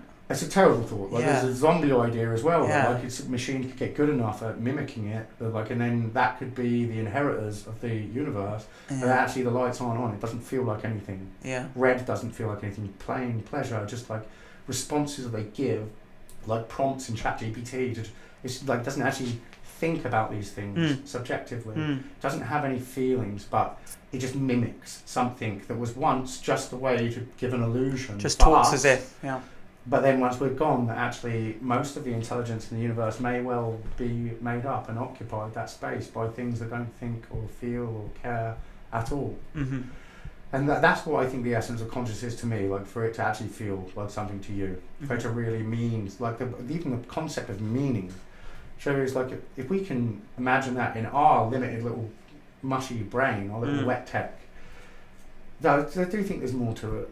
You know, and I'm not sure, like, there's a different subject for a different time about consciousness and machines and stuff, but consciousness is, I think, still now, in the contemporary day today, is still, like, well on the cards for philosophy. It's well on the cards for science. Like, it's an unsolved... Yeah, it really is. It's a mystery. And some people don't even think that cats are conscious, right? They think, like, you know, they just... Descartes didn't. No, exactly right, yeah, so that's probably a good segue. And Dan Dennett, who also thinks consciousness is just an illusion. But if free will is an illusion, I would argue perhaps consciousness is too. Okay. Maybe the only feeling like this is just a process occurring in adherence to the laws of physics. That's not the way we intuit consciousness, and that's not how our intuition thinks that the nature of the reality of what this is, to experience this is. If it is just a peculiarity, a phenomena that's, you know, an emergent property of this process taking place, that's not the same as what we intuit that it is, what love is, what anger is. Yeah, I think those things are all definitely real. Yeah. I find the idea it's an illusion quite strange. Completely. I mean, you can try and fool yourself into thinking that it's an illusion, but it's on the other hand, it's so clearly not. It seems like it's maybe sometimes the only thing that's really real. Maybe it's the realest thing. Yeah, that's one of the things. Like to drop Peterson again, oh God, which I know how hated he is, but it's like I heard him say something, and it did kind of, you know, it kind of like touched my heart a little bit when he was saying like, what's real. Or something pain, like that, right? And he said pain, right? Yeah. And then when he said it was like he was crying as he said it, and I thought, oh, do you know what? You're touching my heart here, right? Because you're touching my emotions. Yeah. So like, think what you want of the guy. Like when a grown man's crying and saying some shit, when you feel something, it feels real. And his argument was like, well, try arguing it away. You can argue your fucking happiness away. You can read a book and it will take your happiness away. Like I've sometimes read philosophy, you know, and some of the ones we might talk about, Nietzsche, and sometimes that would rob me of some happiness rather than give me it. It gave me great joy and pleasure and happiness, but it also took some away. Yeah. But you try to argue away pain, you can't. And then he's like something about love, and I just felt like, you know, maybe that's just some poetic shit. He's not going to be remembered as a philosopher. But I just thought, you know, man, sometimes, like, don't you think, for at least for our level of experience, that is the realest thing that we have is our emotions. Like people, like, because we can have this conversation and you can be at the academic, you know, conference talking about this shit, but if you find out your kid's fucking ill in hospital and is about to die, every single one of those who's saying it's fucking predetermined, doesn't care about the stuff, I guarantee you they get the call, they leave the fucking stage because there's something way more important. Quite obviously, yeah. Yeah, quite obviously. So it's like, well, what is that then? Yeah. Because if it means nothing, if it's not real, and you're the biggest intellect and you're the advocate of this idea that it's not real, yeah, but what are you actually going to do? It's funny, actually, just to go back to Hume, because he often, when he was questioned about his skepticism, and people say, well, how do you live your life then if you believe these things? He acknowledged that. He said, I think he said something along the lines of, when I go and play billiards, you know, in the pub with my friends, you do forget about philosophy. You do just kind of abandon these ideas. Yeah. I mean, this is the strange thing about. I'd hope we all abandon it when we have sex. Just add some humour. I mean, I guess it's a kind if of. You're odd. thinking about it's a kind of odd. It's a kind of odd topic for pillow talk, isn't it? Maybe if you're both philosophy professors. Maybe That's what you shout when you come. I wonder. Immanuel Kant. Immanuel Kant. Well, I'm in the Kant. I wonder what the stats are. What would the stats be, right? This is a question I want to know, right? Are you more likely to, like, for the marriage to be successful if you're both philosophy professors or not? How many philosophy professors that like marry each other and, like, you know, live to a ripe old age and stay together? I'd like to know. There's Patricia and Paul Churchland, a famous couple of philosophy professors that are married, both still alive, I think. Brilliant. But I don't know the stats on that. It's an interesting question.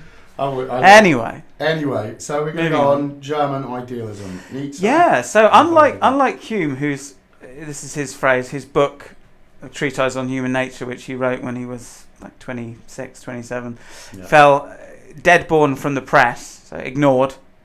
Kant's books caused a tremendous buzz in Germany, like a tremendous amount of philosophical interest. So he's to blame. Yes, to a certain degree. Yes, he is, and inspired an absolute ocean of philosophy, which is a period in philosophy that's now known as German idealism. Yeah. And again, there's a bunch of names: there's a lot. Fichte and Hegel and Schlegel and Schelling and so on. We can just stick to Hegel and also Schopenhauer as well, I think. Arthur Schopenhauer's The World as Will and Representation. It's another one of the great works that sucked me in. And like I love music, and, like, you know, I love instruments, I love playing music. I remember a quote, and I'll probably butcher this, I don't think I can remember it exactly, but it was like I was trying to think of like the definition of, like, music for a long time. Like, I was trying to touch on, like, why a minor chord sounds sad and a major chord sounds happy, or a suspended chord has that unfinished quality that needs to be resolved by something else, or an augmented chord. And there was a quote in, I think it's book 3 of Arthur Schopenhauer's The World as Will and Representation. He says something along the lines of, and forgive me, music is the very essence to the meaning of life, the most profoundest of all the arts. It answers the very deepest thoughts of life, or the very deepest question of life, or something along that. He was a big music fan. It was a beautiful quote, you know, and I just thought, wow. Because I hadn't heard anyone so eloquently, and someone of such high esteem in the world of academia and ideas and philosophy, like, to speak to music like that. Obviously there's mention of music by everyone from Marcus Aurelius to Plato to, you know, you name it, everyone kind of references it, but I felt that was a particularly beautiful, it was one of my favourite quotes, even though I can't recite it. Yeah, very few people are disinterested in music. Some are, it seems. There's people that hate musical.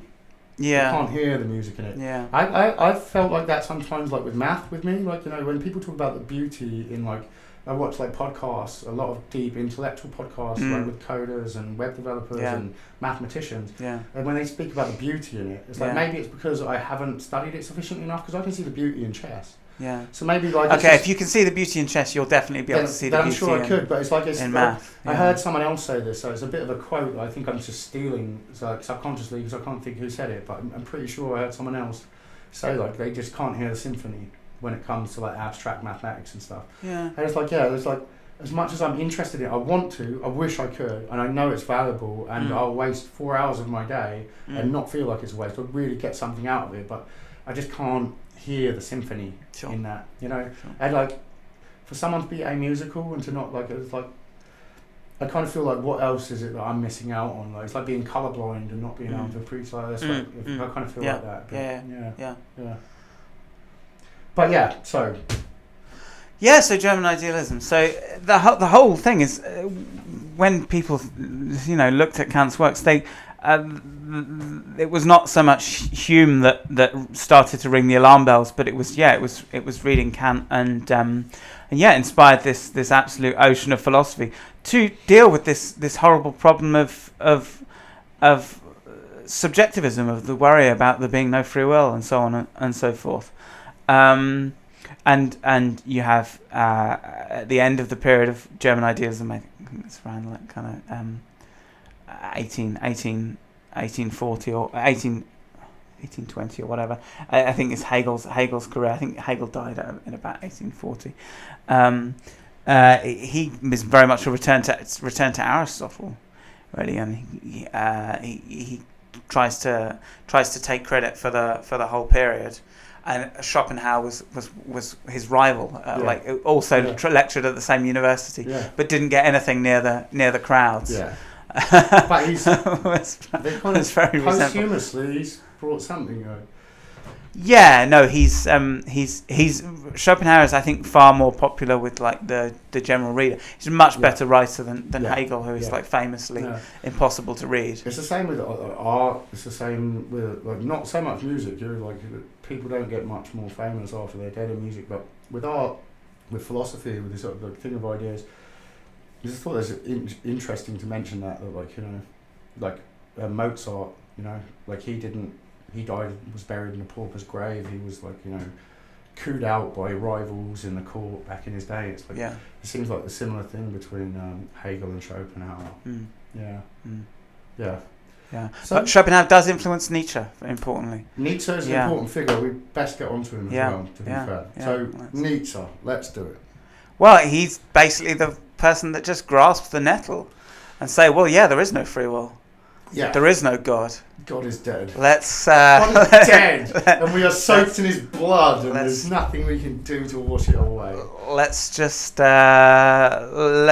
follow the road and see where it goes. Yeah, I mean, like Beyond Good and Evil, Nietzsche contra Wagner, Thus Spoke Zarathustra. I mean, that's famously used. That Ubermensch. I'm terrified of that book. I don't even know what that book is. Is it a satire of Christianity? Is it an attempt to rewrite or invent a new religion? No, what is it? Well, that's, I think, a question that, people have answered it, saying that, the original birth was Nazism, and I don't believe that at all. For the uninitiated, for readers that aren't familiar, right? It's a book that looks and reads like the Bible or like a religious text. It's a story that goes across a guy called Zarathustra who goes to the mountains. He basically reaches the level of what he calls the Superman, or in German, is it Ubermensch? Yeah, the Ubermensch. I wish I could read that in German like you can, but I'm not competent enough at German. My German is only just about barely there. Yeah. But I think there is some value to language and to reading it either way anyway. So it's a guy, it's the idea of he transcend. It does read like a religious text, but historically it's worth mentioning, it was seized upon by the German National Socialist Party, right? That was a big part of it was influential in some way. Historians claim somehow that Nietzsche's philosophy, and that book in particular, was part of the way of thinking, part of that idea of God is dead, and that man can look inward to himself to create a Superman based on the will to power. And that kind of nihilistic, there is no meaning beyond it, that atheistic almost meaning. But then I think it's well saying to rebut that with the whole Nazi thing, is that the Nazis, I don't think were atheist at all. They were as esoteric as you can get. But it's the dark side of it. So I think they corrupted and cherry picked what they wanted from these texts. But it's for one, he was a Jew or of Jewish descent, and I never read that book and heard anything say anything. It was not an anti-Semitic book. It was a very bleak book. That's part of the reason why I said he didn't do much favours when I. Nietzsche said that all anti-Semites should be shot. Actually, somewhere. Yeah, I read that. I had a book called The Footfalls of Friedrich Nietzsche or something like that, right? And it was compiled by his sister.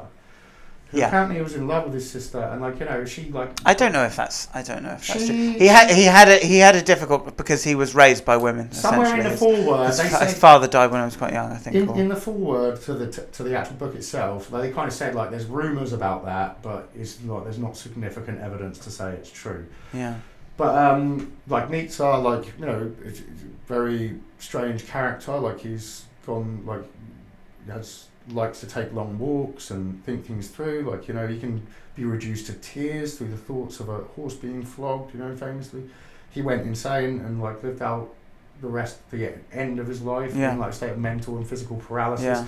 And it was during this time that his sister compiled a bunch of stuff that she Yeah. kind of, not posthumously, he was still alive, Yeah. Yeah. sort of published. And like some of the works in there, I was like, wow, this is weird stuff. But then I thought to myself, Yeah. wow, even Nietzsche has stuff in the drawing board. Yeah. So he's like, oh, this ain't good enough. And he scrapped it. And some of these are ideas that have creeped into his other works. And she's just like, oh, it's like bits. So he's figuring things out as he goes along as well. He's Yeah. not sure of himself Yeah. as you think he is. Yeah. Which really, like, you know, when I read that, it made me feel a little bit better from having read Friedrich Nietzsche throughout from 15 to 20 and just thinking, like, fuck it. Can't be asked to go to my maths exam. What's the point? Should have just spent as much time that Nietzsche spent walking mountain paths, right? Just I do that driving. Just go man. out and okay. Driving is nice. I like Driving is nice. So what else do we need to cover on Nietzsche? Right, there's the controversies. Maybe we don't. Maybe let's go to Heidegger. Yeah. Okay. Right, Heidegger. And look, let's get it out of the way. Heidegger legit was a Nazi. Yeah, for briefly. Okay, he didn't found the party. No. Let's just clarify a few things, right? He was somewhat politically naive, right? He was raised in a provincial German village as a Catholic. He was training to be in the priesthood. Eventually thought better of that. Decided to go into more general philosophy. Was a sort of golden child of philosophy. Was described, I think, by Hannah Arendt as the hidden king of philosophy in the period. He had this tremendous reputation as a speaker. I think was a bit politically naive. I think when asked about his opinion of Hitler at the time in the early 1930s, when someone complained about Hitler, Heidegger said, "Have you seen the way he uses his hands?" Oh, God. I think he was just as mystified by Hitler the Pied Piper as just ordinary Germans. Okay.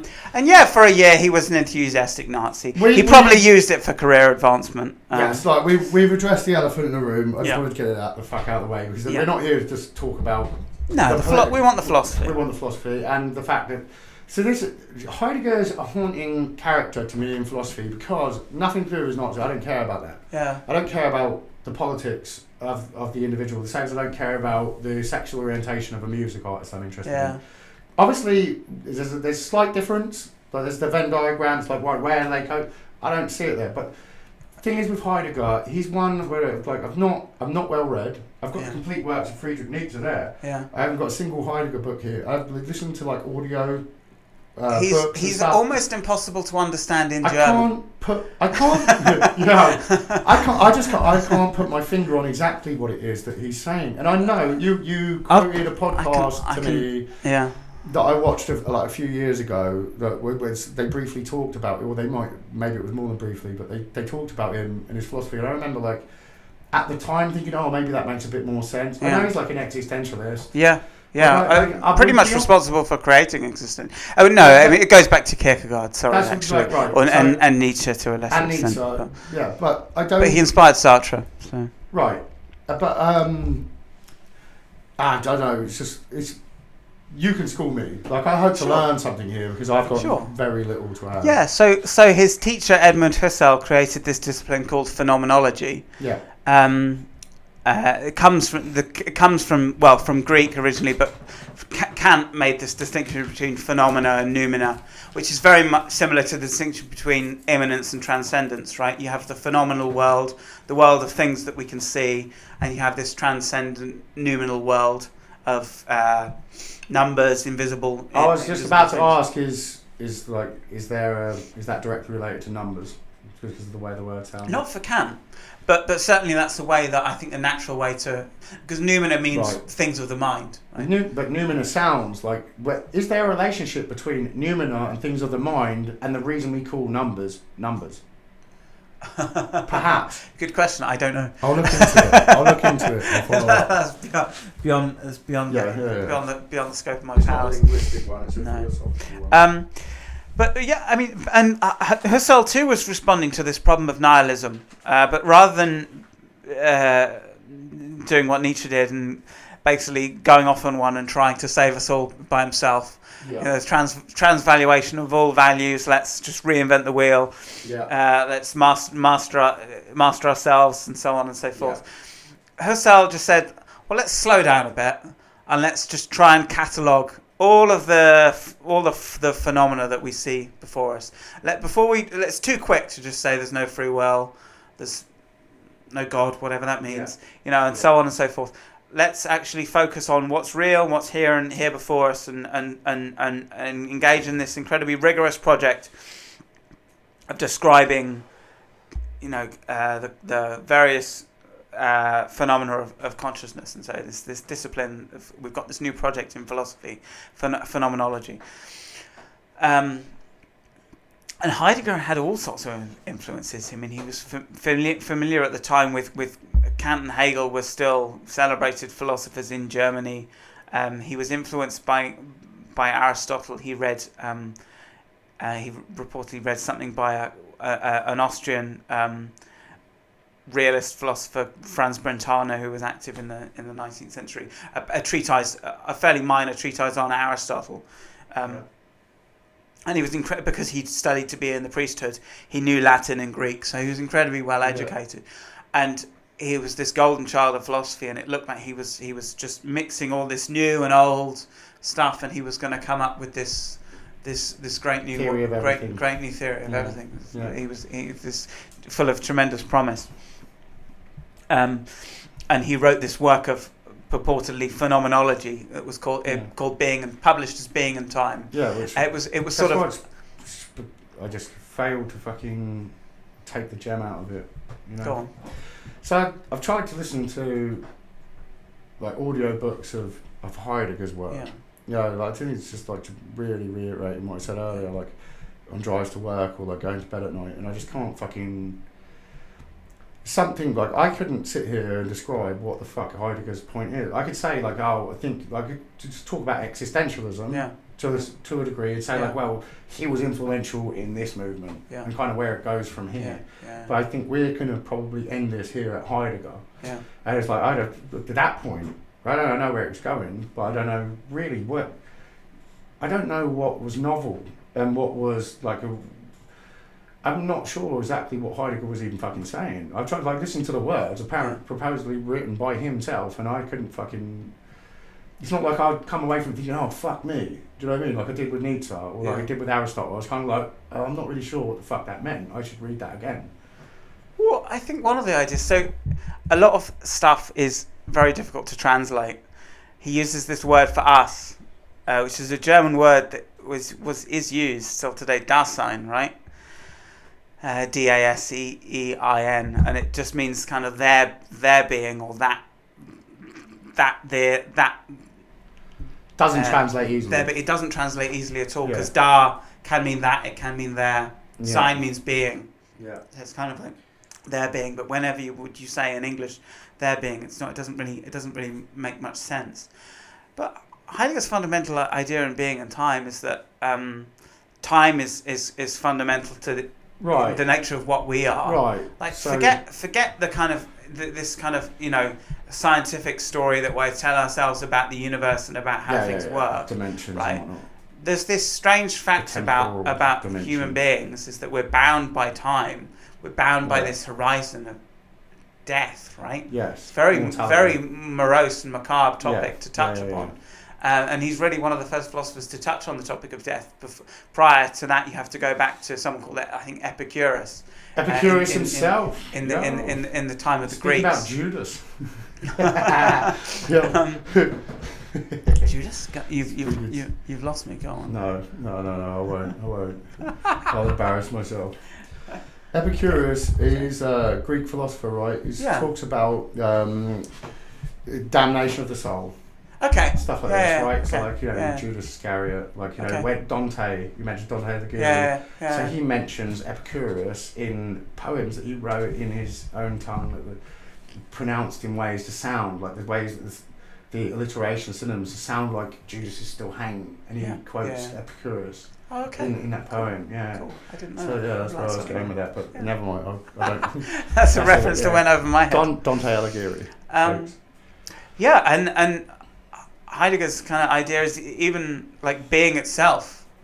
He doesn't use the term universe, but I think it's quite easy to read this into what he's saying is that the universe itself is mortal. It has these finite limits.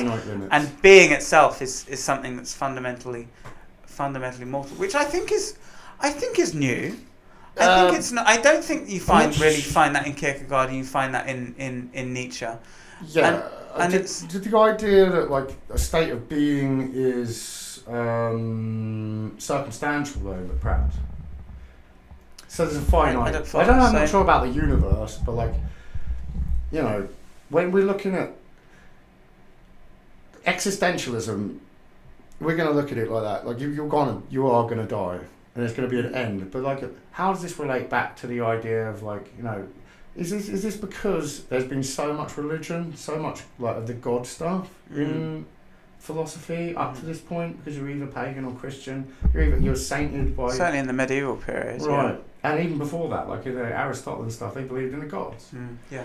So like, is this where we come from beyond Nietzsche and nihilism to the point where secularists? This is like a kind of like a deviation from Nietzsche and nihilism, but saying like there's still nothing after this. We're going to have to define our own meaning. But saying perhaps there is meaning, and almost saying actually there isn't a fundamental metaphysical meaning without there needing to be a God. Oh, and I think Heidegger would go further and say that there can be no meaning without death. Right? It's death itself that makes life meaningful. Yeah, I mean, this is big now. Right? This is not something that didn't catch hold. This is why he's such an important fucking figure. Yeah, because this is still like. There's a lot of fucking people, right? There's a whole school of thought of the idea that like the very meaning of our life, the essence is our death, and that like everything come back to that. The same as like, you know, you've got like Sigmund Freud is saying like, you know, the sexual like, you know, kill the mother, fuck the mother, kill the father thing. It's like saying that it's the fundamental reality of what motivates us is like we are fundamentally like in fear of our death, of our existential threat that we know is coming, or looming, impending doom. It's like that's somehow fundamental in a way that panpsychists think that consciousness is fundamental. It's like literally saying that is fundamental. That is it is that like the kind of like, you know, the apple, the tree of knowledge to Heidegger's philosophy. Is it his legacy? So he has a later period as well. I don't know if I can touch on that just briefly, because in the scholarly literature and so on, being in time is generally considered to be an unfinished project or a failure. He does look to be this philosopher that's promising to, you know, dot the I's and cross the T's, so to speak, to kind of give us this, you know, this grand answer, and it just sort of appears to peter off and just he doesn't finish being in time. He basically says I'm gonna publish a part 3 to this, and it never arises. He just gives up. Of course, partly that might be been down to the Second World War happening and so on and so forth. He was banned for teaching for about 6 years after the war. Oh wow, really? With the denazification process. Oh, okay, I didn't know that. Yeah. I don't. To be honest, you know, admittedly, I don't know a hell of a lot about the guy, but he's one of the ones I've regretted because I feel like it's what, you know, like a lover of music, and it's like, oh, I haven't really studied Bach or like, you know, Beethoven. It's like I know that he's great, or like, you know, whoever, Dostoevsky. If you never read Dostoevsky or something, you know he's respected in literature, or whoever, Moby Dick, whatever you haven't read, you know, you think like, oh, it's really, I should get round to it at some point. Heidegger, I think, is that figure. Now, for us to finish up on that, is there something you can say to end this on that note of Heidegger, where we could bring it up to this point and we can pick up from here on on a later episode? Yeah. So the later philosophy, he gets very interested in technology, right? I mean, this is at the time in the 1950s where he can see where this is going, and he starts to I suppose worry So this is and what say, I where are think we going here? This is what I kind of think I understand about Heidegger, and you can school me on this, is that he's kind of saying, now in the world of technology, now we're industrializing war, we're industrializing, we have computing power. It's like that actually, the old concepts from the medieval time, especially, is like, look, we're going to have to let go of that entire context of which we viewed ourselves and look at it differently. And then even to like, and that's kind of almost like where I feel like I identify with him as saying like, look, when Nietzsche says God is dead, that's a fucking vestige of restraint left over from that shit. What I'm telling you is we are in a secular society now. Yeah. And we need to look at ourselves in this whole brand new context. And that brand new context is like, I feel that he's the starting point of where we go from that old romantic era to like modern philosophy, which is where, like, I don't know, we're still calling it modern, like the modern era, since we went back from when you we're postmodern now, right? Postmodern. There you go. Yeah, postmodernist. Well, listen, that's beautiful. You've got an ending statement. Buy my book. No, that's not. I don't have a book. I don't have a book. I'm not selling anything. Yeah, Paul Smart, I fucking love you, man. Thank you for this chat. Let's do this again. This was fun. Let's do this again. We'll pick up where we left off, and I'm sure there's many find another topic. Other topics we can cover. Yeah. Well, thank you very much. Goodbye. Goodbye to you all. There we go.